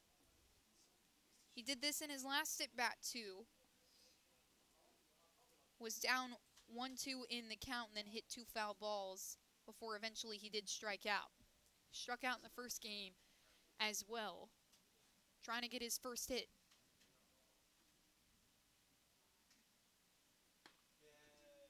Hits a little line drive over to second base where it's scooped up and a wild throw, but the first baseman, Ward, does a good job stretching out to make the play, and that'll put the inning away. So 13-0 as Carson-Newman puts up a run in the bottom of the 4th, and we'll go to the top of the 5th where a new pitcher will take the mound for Carson-Newman. Sure, we've been around a while, 171 years to be exact. We know the power of a liberal arts-based Christian education and the tremendous potential of what can be found on this campus, within this community. We are adventurers, dreamers, believers, passionate and compassionate, curious and clever, driven by a common purpose towards a common goal. I found my passion. I found purpose. We are Carson-Newman. What will you find? Domino's Pizza in Jefferson City and Morristown wants to help feed your business. When you're hungry at lunch, show your business card at Domino's in Jefferson City and Morristown when you make your purchase for pickup or delivery to get 25% off the entire order. That's 25% off your order at Domino's in Jeff City and Morristown when you show your business card. Call 865-471-6700 to get a pizza. Domino's, the official pizza of the Carson-Newman Eagles.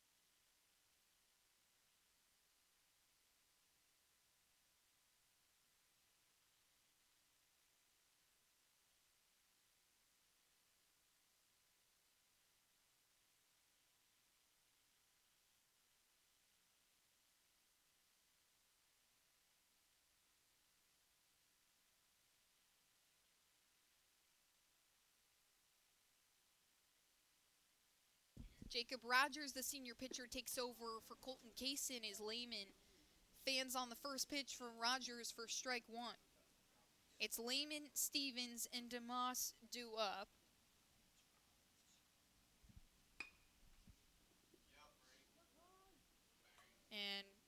Braxton Roberts gets weak contact off of Jackson Lehman's hit over to shortstop, but the wild throw allows him to reach second base. So a leadoff base runner for the second inning in a row for the Yellow Jackets.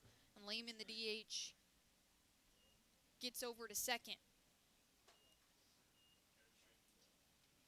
Couple of defensive changes for Carson-Newman. Alex Ring goes in for Aiden Gibson at third base, and Sebastian Rodriguez will play shortstop. Sean Stripmatter in for Cole Nathan at second. Evans is at first. Kylan Hornbuckle in right field, but Smith and Green still in center and left field respectively. It's Devon Stevens who watches the first pitch from Roberts, a strike.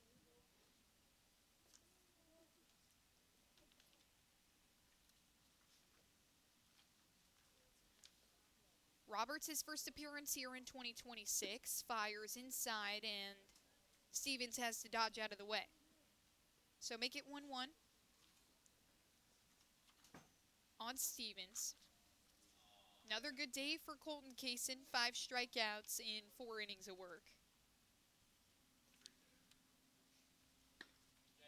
And Stevens skies one out to right center. It looks like it's tracking back, and it's out. Devon Stevens, his second bomb of the day, hit one in the first game as well. So he'll pick up 2 more RBIs as Jackson Lehman will come around to score. And it looks like he's kind of hobbling, might have done something when he swung the bat. So the freshman coming up big and scoring runs for Cedarville.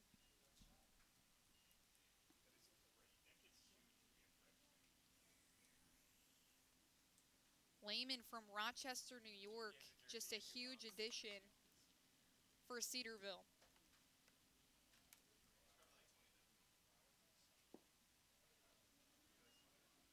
First pitch to the batter, and Danny DeMoss misses. And it's ball 1.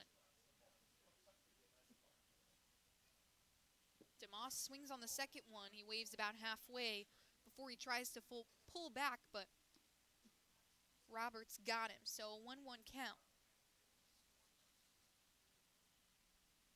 Roberts working quick, and DeMoss swings and misses again. So now this ball game 13-2 after another 2-run shot from Devon Stevens. Did the very same thing in the first game, and DeMoss goes softly up the third baseline. It trickles foul, and it's still 1-2. DeMoss struck out in his first at bat when he saw Kaysen. This just his second at bat in the top of the 5th inning. Roberts, 15 career appearances. Next pitch misses the mark, and it's 2-2. 10 appearances last season, 8 2/3 innings pitched, 6 strikeouts to go along with 6 walks in his time on the mound as DeMoss waves through one and give him his 9th strikeout of his career. Braxton Roberts delivering here late in this game for Carson-Newman.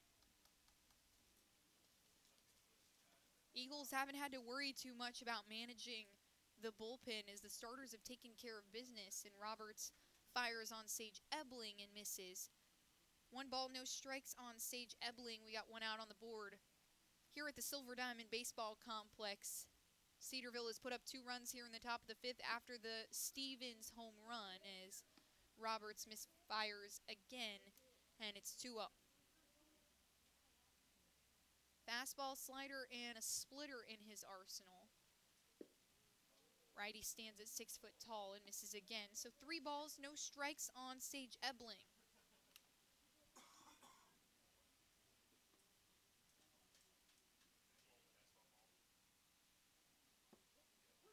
Right down Broadway for Roberts just to get back in this count, and it's 3-1 as Ebling watches it go by.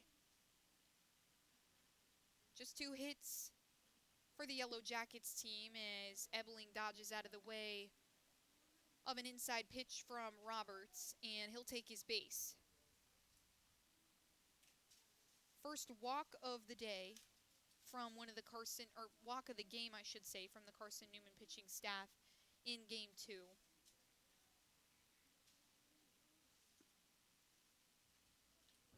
And that brings up Chris Montez de Oca.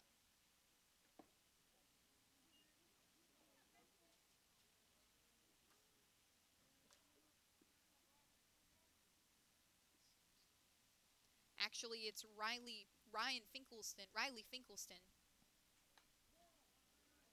who fouls one back, makes it 1-1.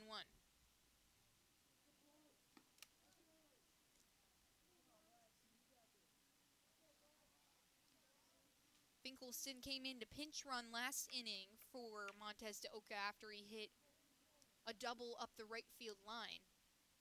Now bats in the center fielder's position, did play center field, or actually shortstop in the last inning defensively for the Yellow Jackets as he waves through another one from Roberts. 1-2 count on Finkelstein.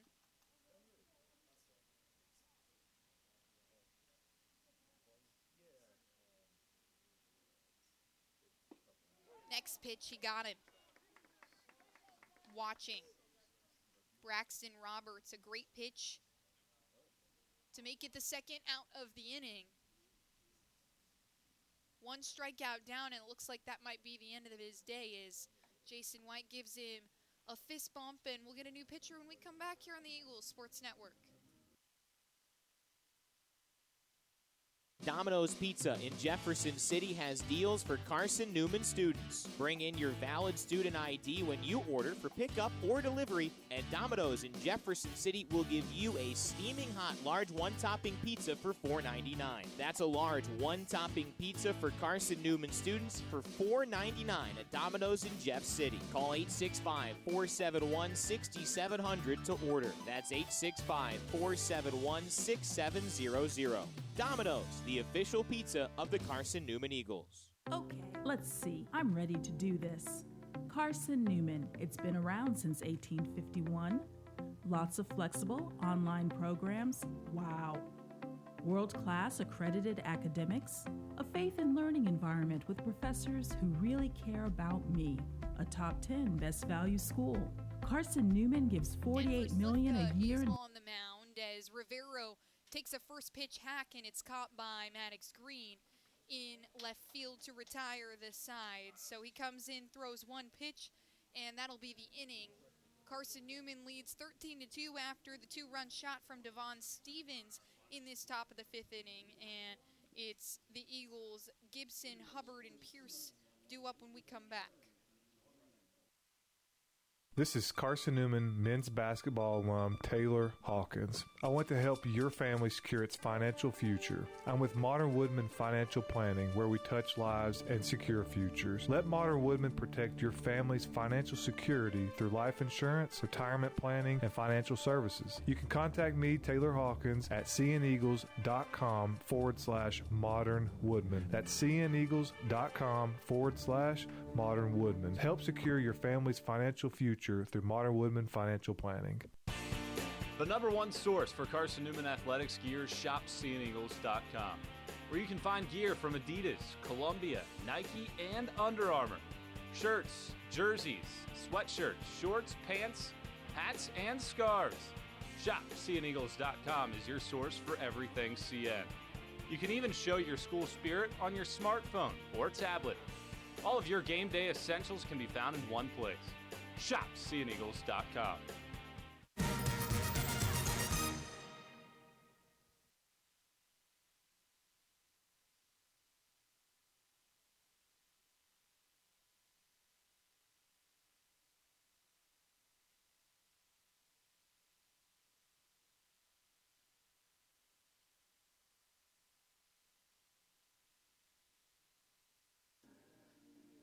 Alex Ring will get a chance in the right batter's box against Trey Tipton, who's listed as both a right-handed pitcher and an outfielder. Played right field in the first game for the Yellow Jackets, and now Alex Ring, who came in for Aiden Gibson, will get his first at-bat of 2026, and he starts by fouling one back off of Tipton.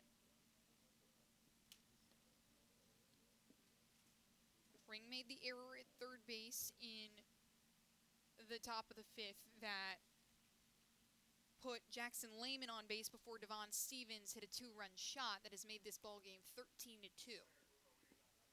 Breaking ball from Tipton misses the mark, and Ring will take it for ball 1.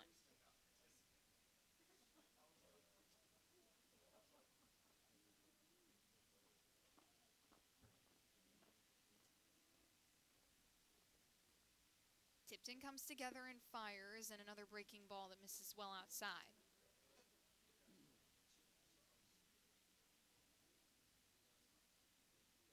Alex Ring, the junior, stands at 5'8". Hasn't seen an at-bat yet with Carson-Newman as another pitch goes by, and it's 3-1 on Alex Ring. So hitter's count for the junior, gets a chance for his first hit in a Carson-Newman uniform.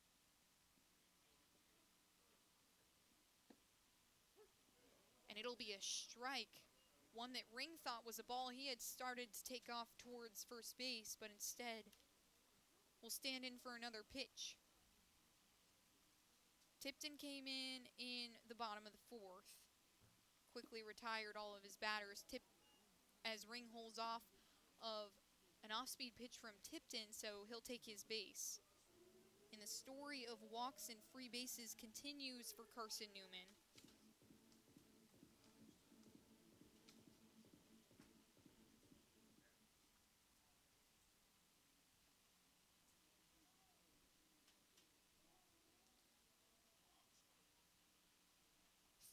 Free bases for the Eagles in this game as the first pitch to Ian Hubbard is a strike that hits outside. Eagles have 13 runs and have taken 13 free bases. Little correlation there as Hubbard lofts one into shallow left field, and it drops between everybody. Finkelstein couldn't track it down. Stevens wasn't there for it. And so Ring will move over to second base, and a tough one. It was right in between everybody out there in the outfield. Grand Mason, Finkelstein were both kind of tracking it into shallow left center, and Finkelstein couldn't make the catch. No one really could.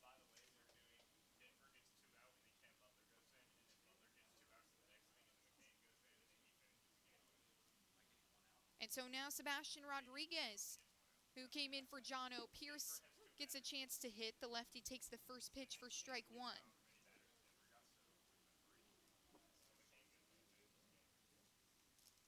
Going to call that a single for Ian Hubbard, so his first hit of 2026. And Sebastian Rodriguez hits one out to left field where Stevens is underneath it. And he makes the catch for out number 1 of the inning. Runners still at first and second. It's Ring on second and Ian Hubbard at first. And here's Jameson Van Ness. He came in to catch for Jacob Rogers.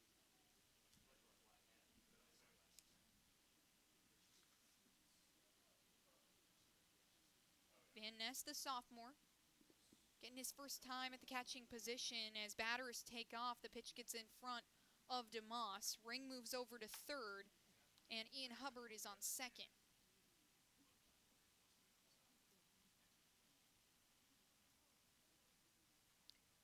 One away with runners on first and second, and Jameson Van Ness in to hit right now. He has a 1-0 count. Trey Tipton trying to clean things up.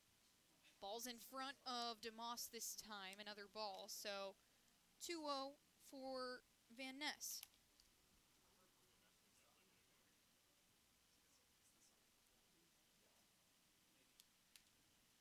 Tom Griffin getting to go to his alternative option, see if someone might emerge late in the season as Van Ness takes one low at the knees, but it is a strike.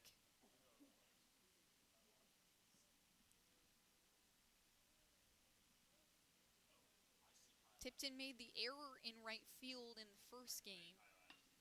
As Van Ness hits a little blooper, it takes one hop And Grand Mason can't glove it down, so another error for the shortstop. That'll bring Ring in to score, so Carson-Newman now leads 14-2. Ian Hubbard is at third base, and Van Ness gets to first.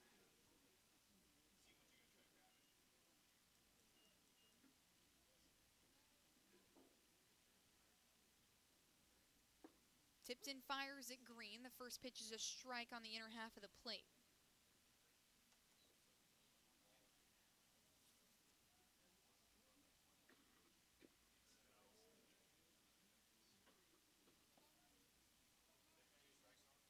Check swing from Green, they will say that he went. So 0-2 coming up for Maddox Green. He walked in his first at bat, was hit by a pitch in his third at bat and his fourth at bat. Next one is well outside as Van Ness takes off. Grand Mason misses the tag, and so he'll have a stolen base. Van Ness will be on second. Ian Hubbard still sits on third. He was subbed in, or pinch runner was subbed in for him as Maddox Green fouls one back.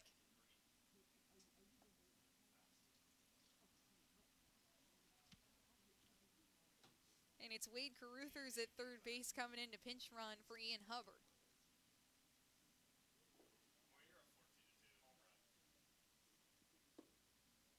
Green stays disciplined. He lays off of one that's a little too far inside for his liking. 2-2 count with one out on the board and runners in scoring position for Carson-Newman. It's 14-2 right now. The Eagles have 8 hits, and Green on deck to make another one. Caruthers comes in to score. Van Ness will be held up at third base, and Maddox Green has another RBI.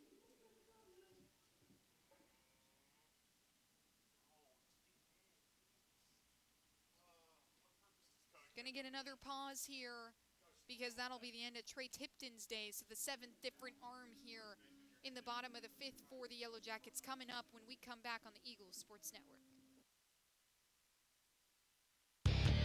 When you're sick and tired of fast food and need a fresh home-cooked meal, turn to Lisa's Country Kitchen.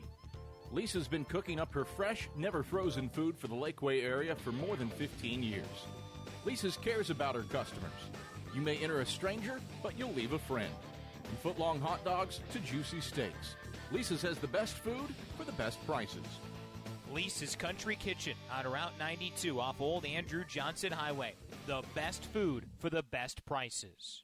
Serving East Tennessee for 40 years, Magaha Electric is the perfect choice for all your electrical projects. Magaha Electric specializes in commercial, retail, manufacturing, residential, and industrial contracting needs. Magaha Electric can provide superior service, technical know-how, and realistic budgeting for any size project in a timely, cost-effective manner. Visit MagahaElectric.com for all your electrical contracting needs. Magaha Electric, your East Tennessee electrical contracting source.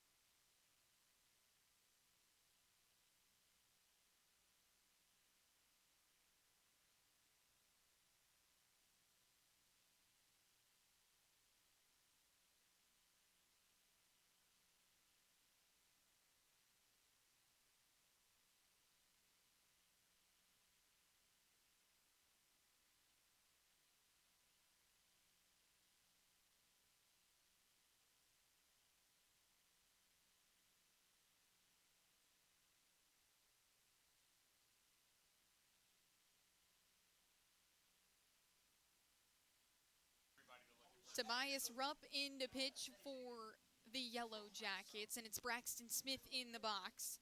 He's got runners on the corners, and Smith watches the first pitch from Rupp, and it's a ball inside.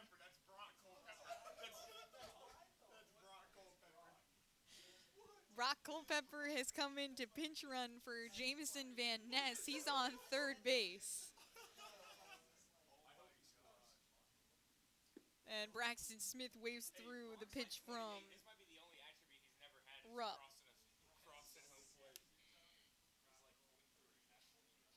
Lots of defensive changes for the Yellow Jackets. Weichel is in left field, Finkelstein in center, and Depker still out in left.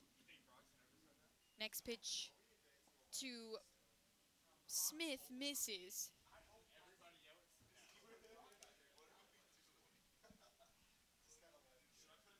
Brock Culpepper into pinch run. And the Submariner in Rupp nearly hits Braxton Smith, but instead misses him. So 3 balls, 1 strike, and 1 out. We got runners on the corners. Brock Culpepper is on third base, and Jack Wyatt is on first, and a walk for Braxton Smith will move Jack Wyatt over to second base. Braxton Smith will be at first, and it's bases loaded for Colton Evans. Colton Evans walked in his first at bat just an inning ago. Eagles up 15-2 here, 1 out on the board. Rupp fires, and it hits for strike 1.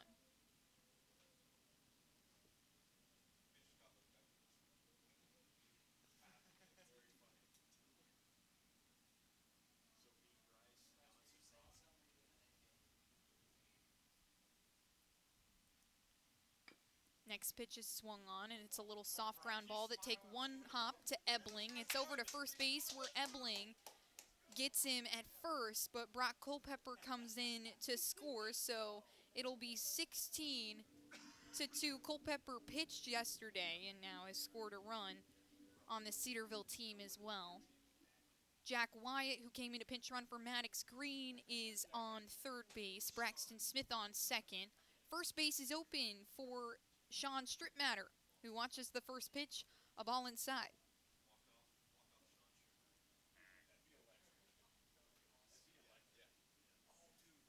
Lots of fun here for the Eagles early on in the season. A couple of stressful games, but nonetheless, taking advantage as Strittmatter gets one to go down. It's a 1-hopper to the right fielder in Depker, and nearly a bases clearing single for Sean Strittmatter, who is now 1 for 2. But Smith will hold up at third base after Jack Wyatt came in to score, after he came in to pinch run for Maddox Green, who hit a ground ball into left field. So the Eagles now up 17-2 here. First pitch is cut on and fouled away by Kylan Hornbuckle.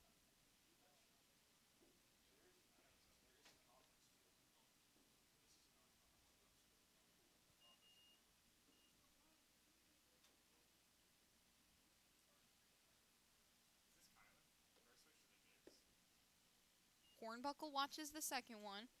So a 1-1 count on Kylan Hornbuckle. It's Strittmatter at first and Braxton Smith on third base. Runs upon runs for Carson-Newman. They take advantage of multiple free bases as Kylan gets one to go down in the right center gap. He's moving around the bases. Here comes Strittmatter all the way in to score, and Kylan Hornbuckle has a 5th inning triple that clears the bases and makes it 19-2 in favor of Carson-Newman. The first hit of 2026 for Kylan Hornbuckle, the second hit of his career, and it's a bases clearing triple that drives 2 in to score.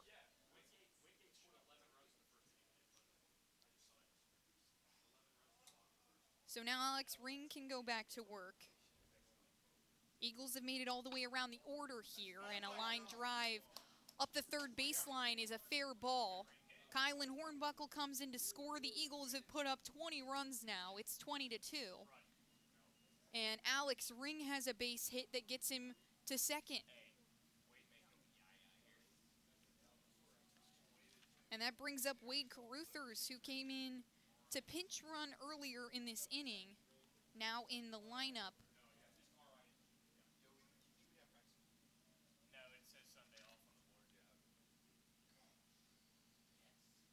Caruthers, the junior, getting his first at bat here in 2026. Eagles are up 20-2. First pitch from Rupp is a ball outside.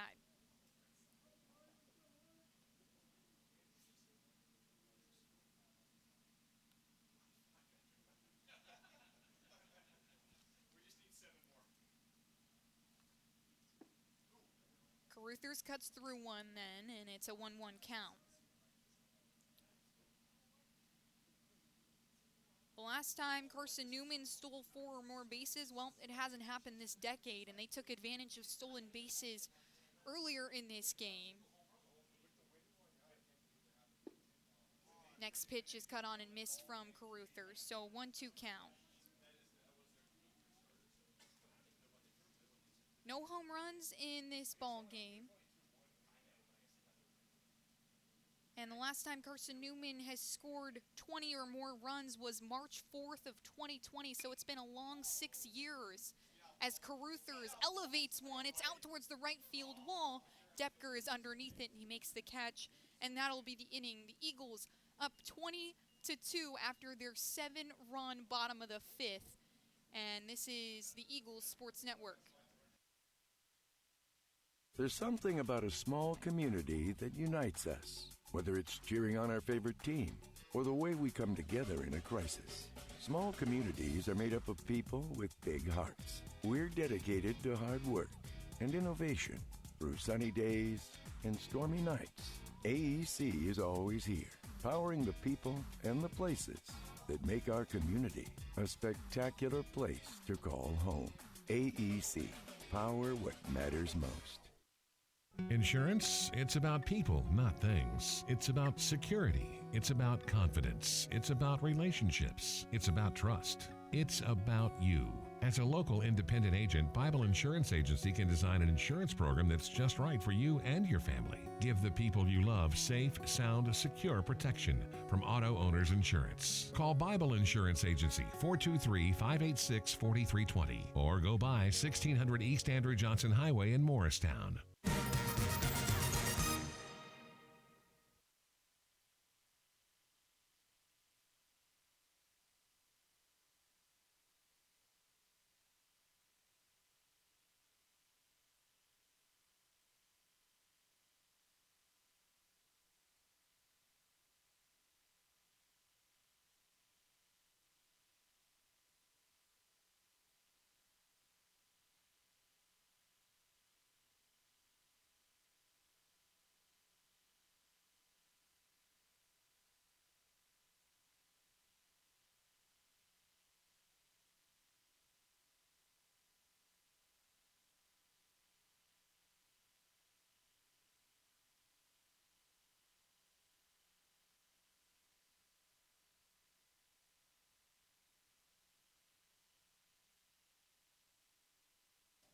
Denver Slifka continues to go to work, and it's Grand Mason who returns to the dish for his second at-bat. He came in and is now playing shortstop defensively for the Yellow Jackets, and Slifka fires a breaking ball, his first pitch, that misses the mark.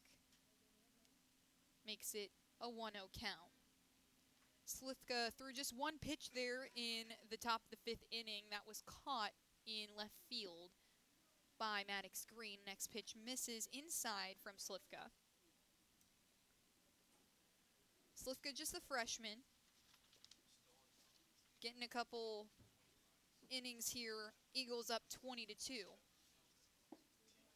Slifka finally hits the zone with an 83-mile-an-hour pitch on the outside. Slifka, 6'3", the freshman out of Knoxville, Tennessee, has yet to make an appearance this season as Grand Mason lofts one into the air, and it's Braxton Smith who will get underneath it, and he clasps it for out number 1.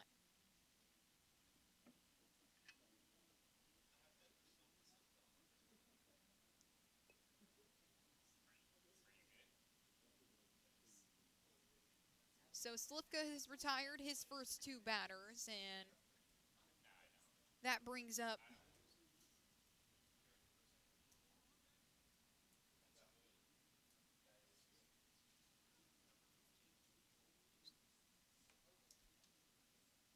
Grant Poindexter, who came in for Graham Ward, and Poindexter is hit by a pitch, so he'll take his base.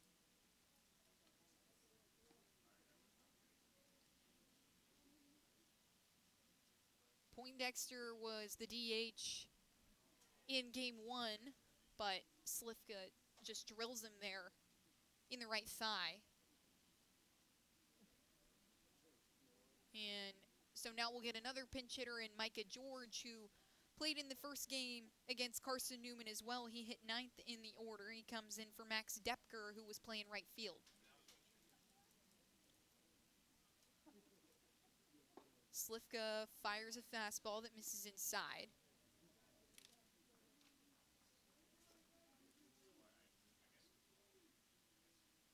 And Poindexter steps back in from the right side. 1 out on the board, and Poindexter laces one into left field. He'll make his way around first base, trying to get an extra one as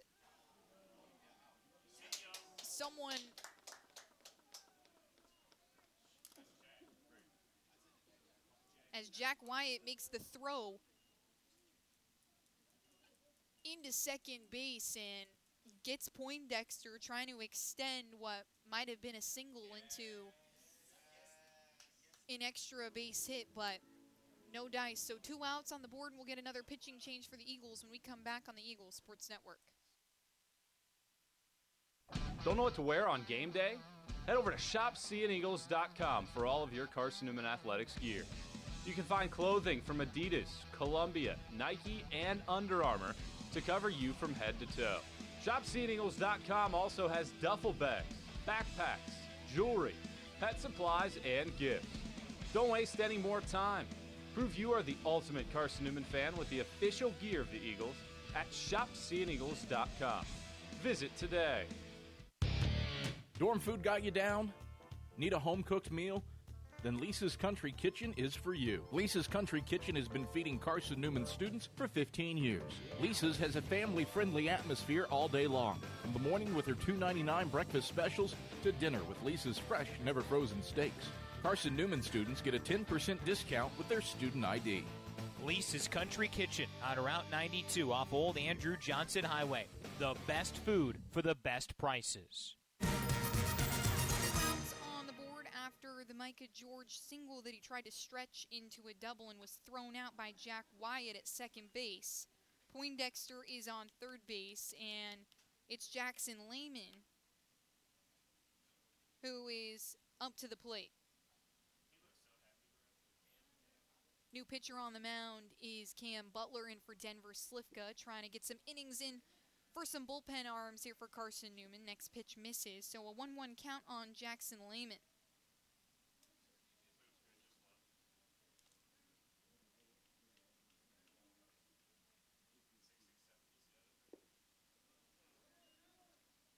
Next pitch from Butler misses low, so 2-1 count for Lehman. Lehman struck out in his first at-bat and reached on an error in his second at-bat. Looks for his first hit of the day. Fouls one back over the right field fence. And it's 2-2 with 2 outs on the board for Cam Butler.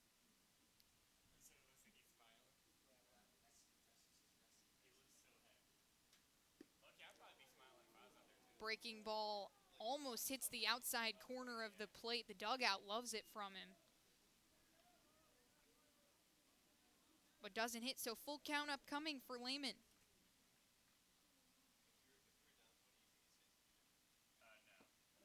Swung on and missed it. Pops in front of the new catcher and Tanner Kilgore, and he tags him out to sit everyone down. Still 20-2 here as we move into the bottom of the sixth, and we'll be right back on the Eagles Sports Network.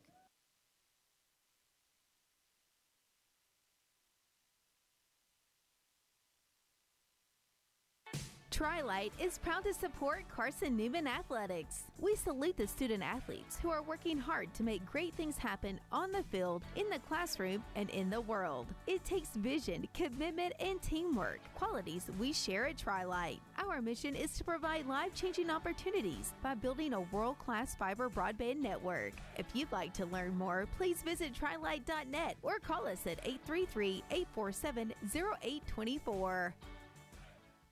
We select our insurance companies the same way you do, very carefully. When you work with us, you can count on receiving fast, courteous, and professional service and quality protection through auto owner's insurance. For a no-problem approach for your life, home, car, and business insurance needs, ask us about the No Problem Company, Auto Owner's Insurance. Call Bible Insurance Agency at 423-586-4320 or go by 1600 East Andrew Johnson Highway in Morristown, serving the Lakeway area's insurance needs since 1931.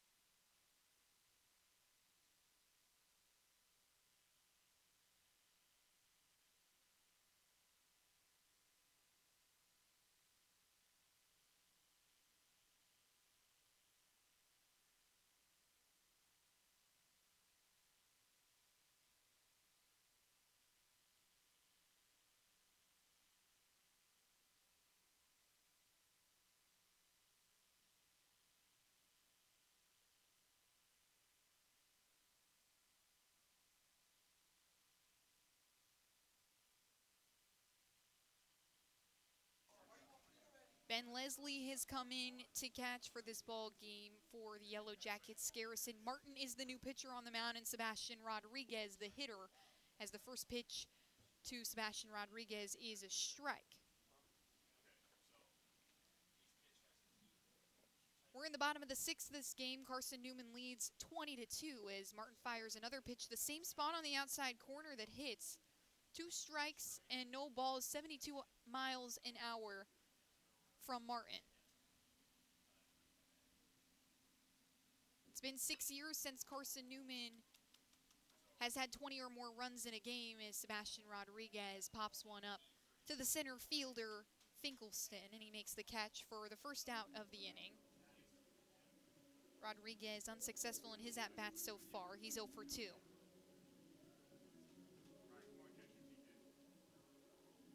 So here comes Tanner Kilgore, who came in to catch for the Eagles last inning.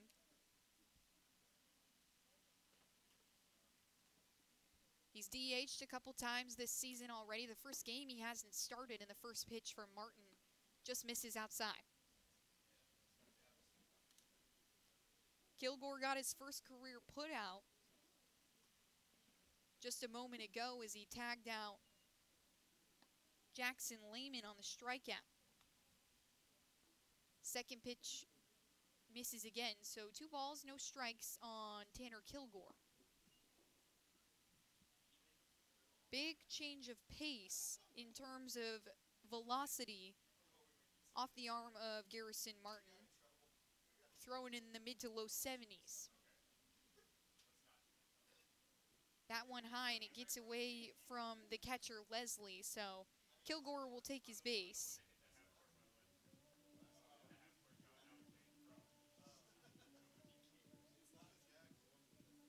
Tons of free bases for the Eagles in this contest.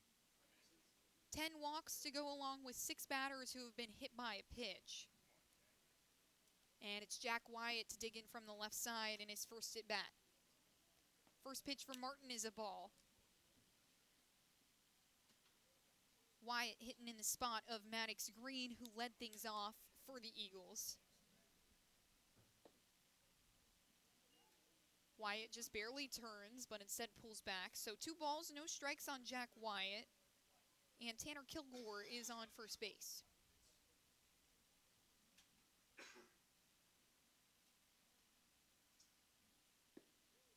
Next pitch from Martin misses outside.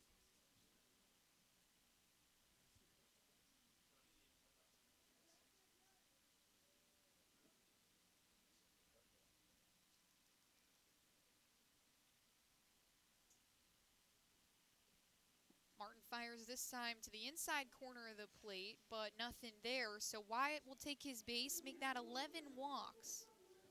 Tanner Kilgore will make it over to second. Wyatt is on first, and that brings up Braxton Smith, the only player in this Carson-Newman lineup that is yet to be subbed out or pinch hit for.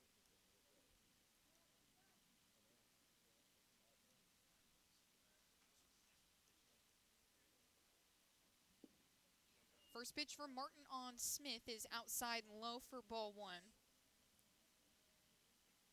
Smith has been successful. Hit a line drive to center field in his first at-bat. A bunt that he reached on, used his speed to get over to first base and eventually would come around to score. Next pitch hits the zone for strike 1. A ground ball out to left field in his third at-bat, and then was hit by a pitch and reached on a walk in his fifth at-bat. So he's reached base every time this game. 1-1 count for Braxton Smith. Garrison Martin fires a fastball that hits on the inner half of the plate. Martin, 6'6", one of the tallest players on this roster. The redshirt sophomore.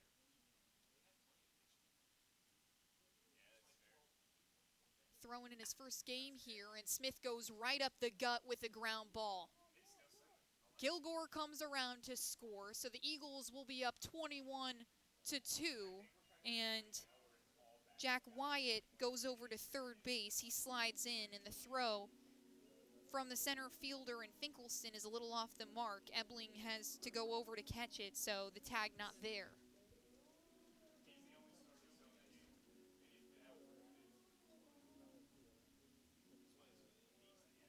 One out on the board. Carson-Newman leads 21-2. The school record is 29 runs, so they're creeping towards that mark as Martin fires at Evans. The first pitch is high at the eyes of Evans for ball 1. Braxton Smith is on first base after his ground ball up the gut.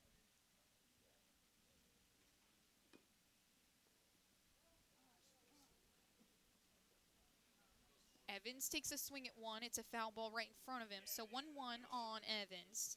He walked in his first at-bat and then hit a ground ball to third base in his second at-bat. So 0 for 1 so far today. Has been a utility player for Carson-Newman, seen time in the outfield, good for his speed, but also has played first base a lot.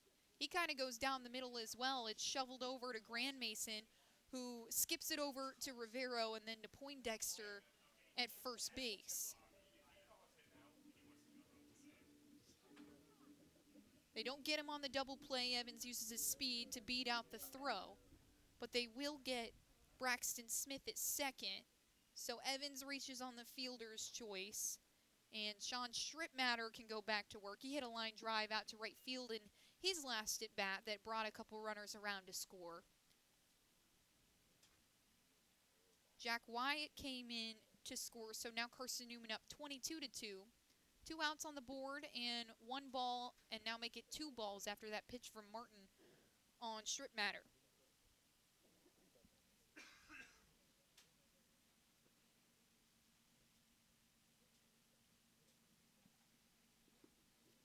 Next pitch from Martin gets away from the catcher, Leslie, and Evans will take off, so he's got second base easy.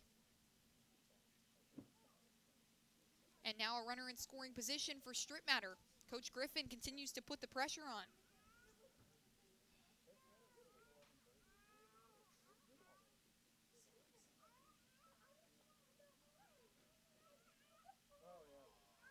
I want to take a quick pause here so that Leslie can have a conversation with his pitcher in Martin. 3-0 count on Strip Matter. He walked in his first at bat as well, so has been good at being selective. Did ground into a double play in his second at bat. Strip Matter watches that one high at the eyes, and he'll take his base, so another walk for Carson-Newman. Runners at first and second. It's Evans with speed on second, and Strip Matter on first. That brings up Kylan Hornbuckle, the right fielder.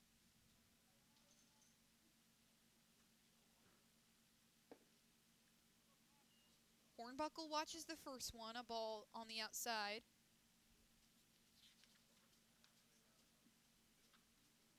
"13 hits for the Eagles in this game.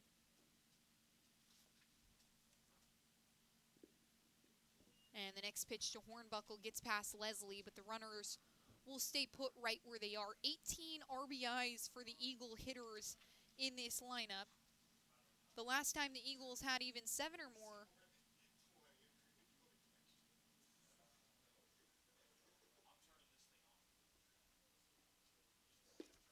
next pitch to Hornbuckle is a strike down the middle.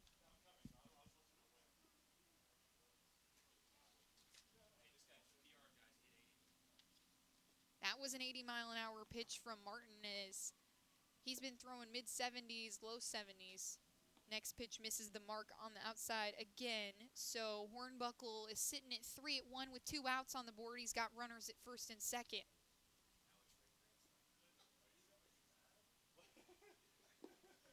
And that'll be another walk for Carson-Newman, the 13th walk of the contest for this Eagle lineup. 6 batters that have been hit by pitch, so make that 19 free bases for Carson-Newman. And we're going to get another pitcher here for the Yellow Jackets when we come back on the Eagles Sports Network.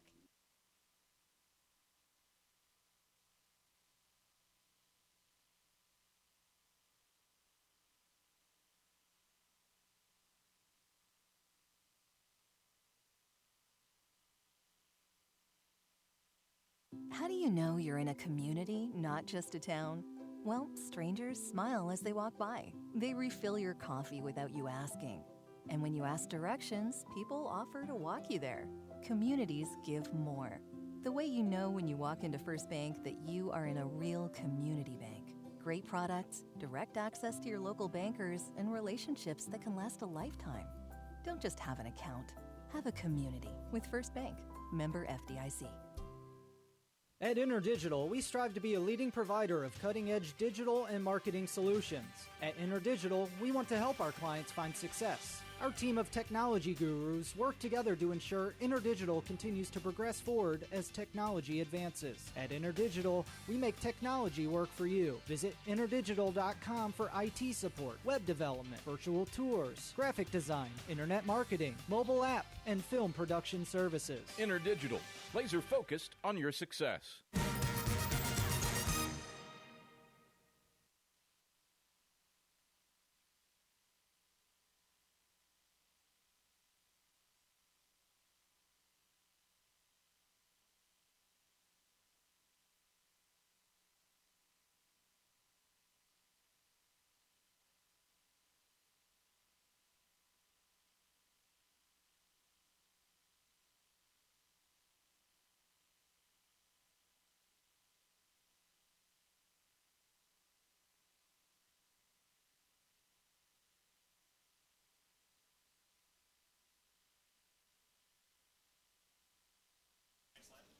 Charlie Hinks steps in to pitch, and Alex Ring is in the box.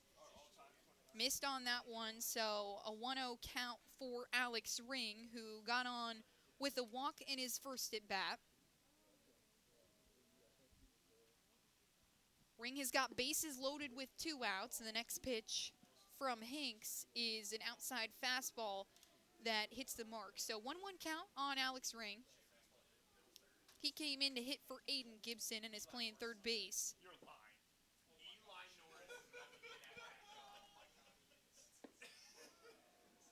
And next pitch to Alex Ring is off the mark. It's a little high, so a 2-1 count for Ring. Eli Norris is currently on deck. He's a pitcher on this Carson-Newman staff. And next pitch from Hanks is a ball that misses outside.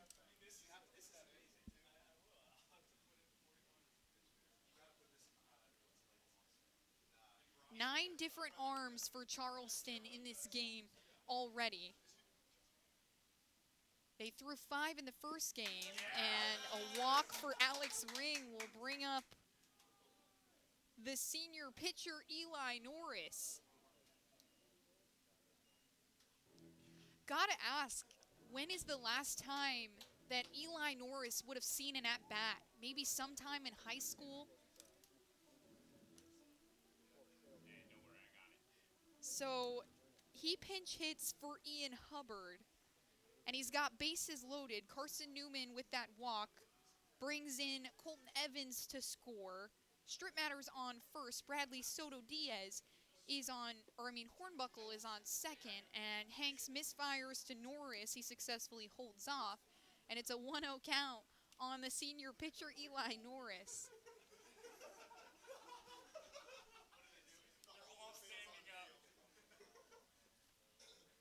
Norris stands tall in the right batter's box and check swings at 1. They're going to check him.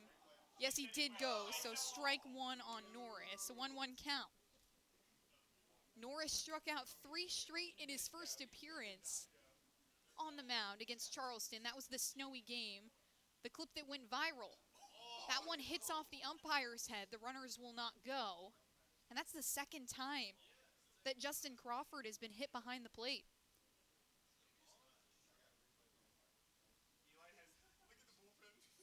Ring is over on first base. Hornbuckle's on second. Strip Matter at third. Eli Norris has bases loaded. And the bullpen and dugout is loving that their senior pitcher has come in to take an at-bat. What do you think Crump's telling right now? Go for a bomb? Like swing as hard as you can?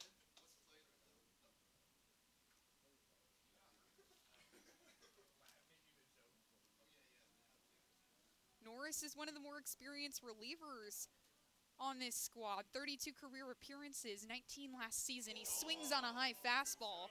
2-2 count.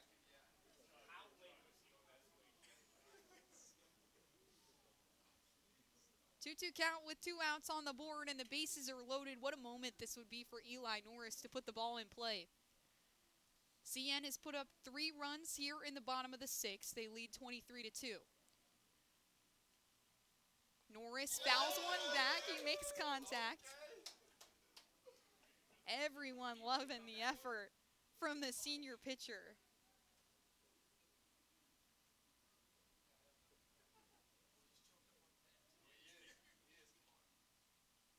Next pitch is a strike right down the middle, and Hanks struck him out.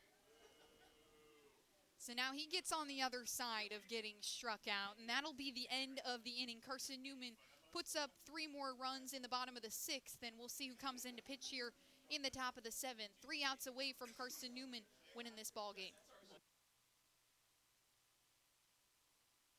Sure, we've been around a while, 171 years to be exact. We know the power of a liberal arts-based Christian education and the tremendous potential of what can be found on this campus, within this community.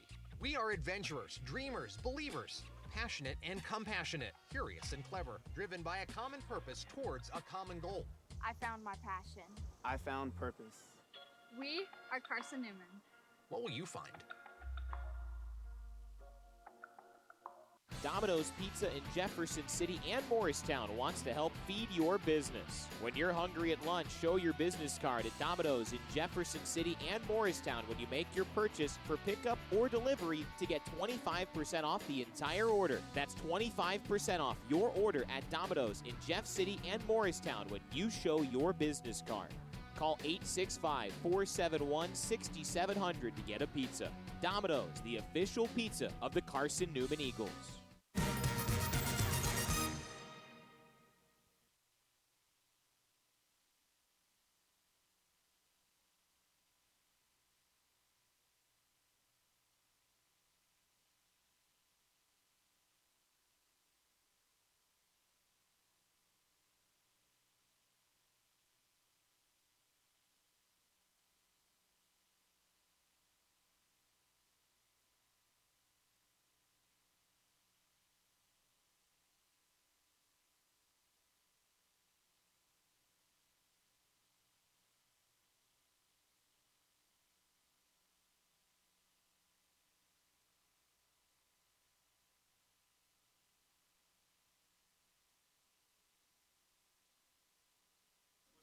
McCain Mangum, the new pitcher on the mound for the Eagles. This is the 5th arm the Eagles have thrown in this game, and Grayson Weichel lays off the first offering from Mangum for ball 1. The senior pitcher, the transfer from LaGrange. 4 pitches in his arsenal, as that one's fouled back by Weichel. He was one of the starters in both of the first 2 games for the Yellow Jackets. Next pitch from Mangum is a ball that misses. So 2 balls and 1 strike on McCain Mangum. Grayson Weichel hitting 7th in the order. He replaces Devon Stevens. Next pitch from Mangum misses again, this time outside. Weichel playing left field in this contest. Devon Stevens, who had hit a home run in his last at bat, as Weichel squares the bunt around. He lays it down up the third base side, where Ring is going to scoop it up. He tosses it to Evans, but not in time. So a bunt from Grayson Weichel puts a runner on base for Cedarville here in the top of the 7th rather. This game already longer than the 9-inning game that Carson-Newman played earlier today. That one started at 12 and was over about 2:30. This game started at 3 and now is inching into that 2.5, 3 hour mark. Pitch to Leslie, the new catcher who came in for Danny DeMoss, is a ball. It's high. Weichel's at first base after the bunt. And Leslie fouls one back for the first strike of the count. So 1 ball, 1 strike for Leslie. McCain, the senior, stands at 6'1". He's a righty. And Leslie hits a line drive in the 3-4 gap. It gets out to Kylan Hornbuckle. He makes the throw in. Keeps Weichel at second base, and Leslie will have a single to add to his new resume.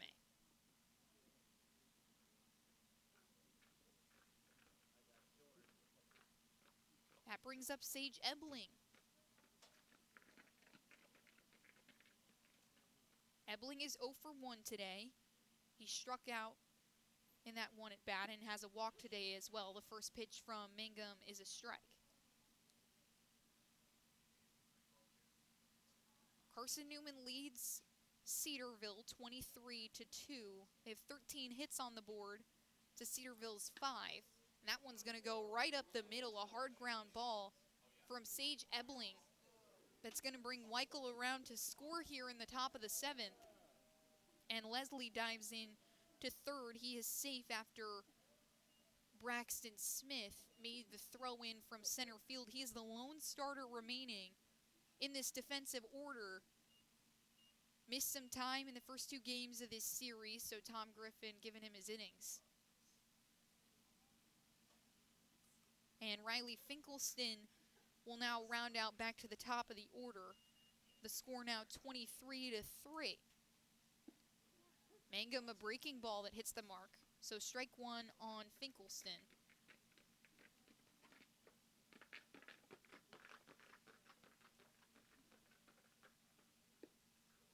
Leslie is over on third base, Ebling at first, and the next pitch to Finkelstein is a ball.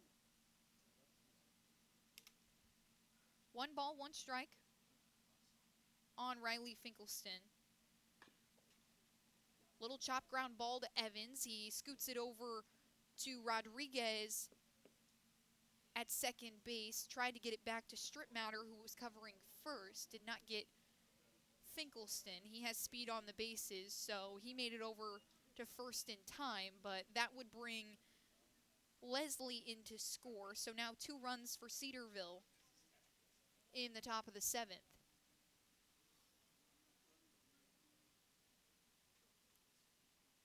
And Rivero, who is 0 for 2 today, watches the first pitch from Mangum, a ball that hits low. That misses low, rather.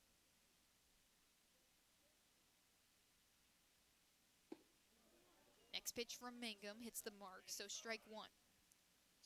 85 miles an hour from the senior. He's got 4 pitches in the arsenal, a fastball, slider, changeup, and a two-seamer.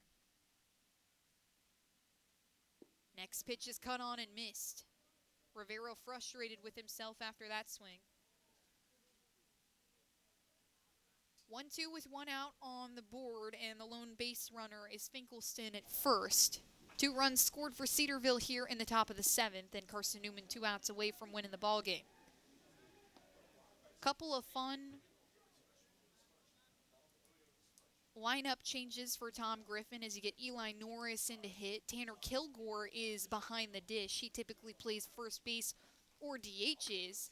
As Finkelstein takes off, Rivero swings, and it's sky high out to Smith in center. He makes the catch. He calls off Kylan Hornbuckle, and that's 2 outs as Finkelstein is held up at first base. He had taken off more like a hit-and-run situation, and Rivero's hit a fly ball out to center. So 2 outs on the board and 1 more out away from winning this ball game. Mangum throws a breaking ball that misses. Finkelstein takes off, and he's got a stolen base. He's now on second.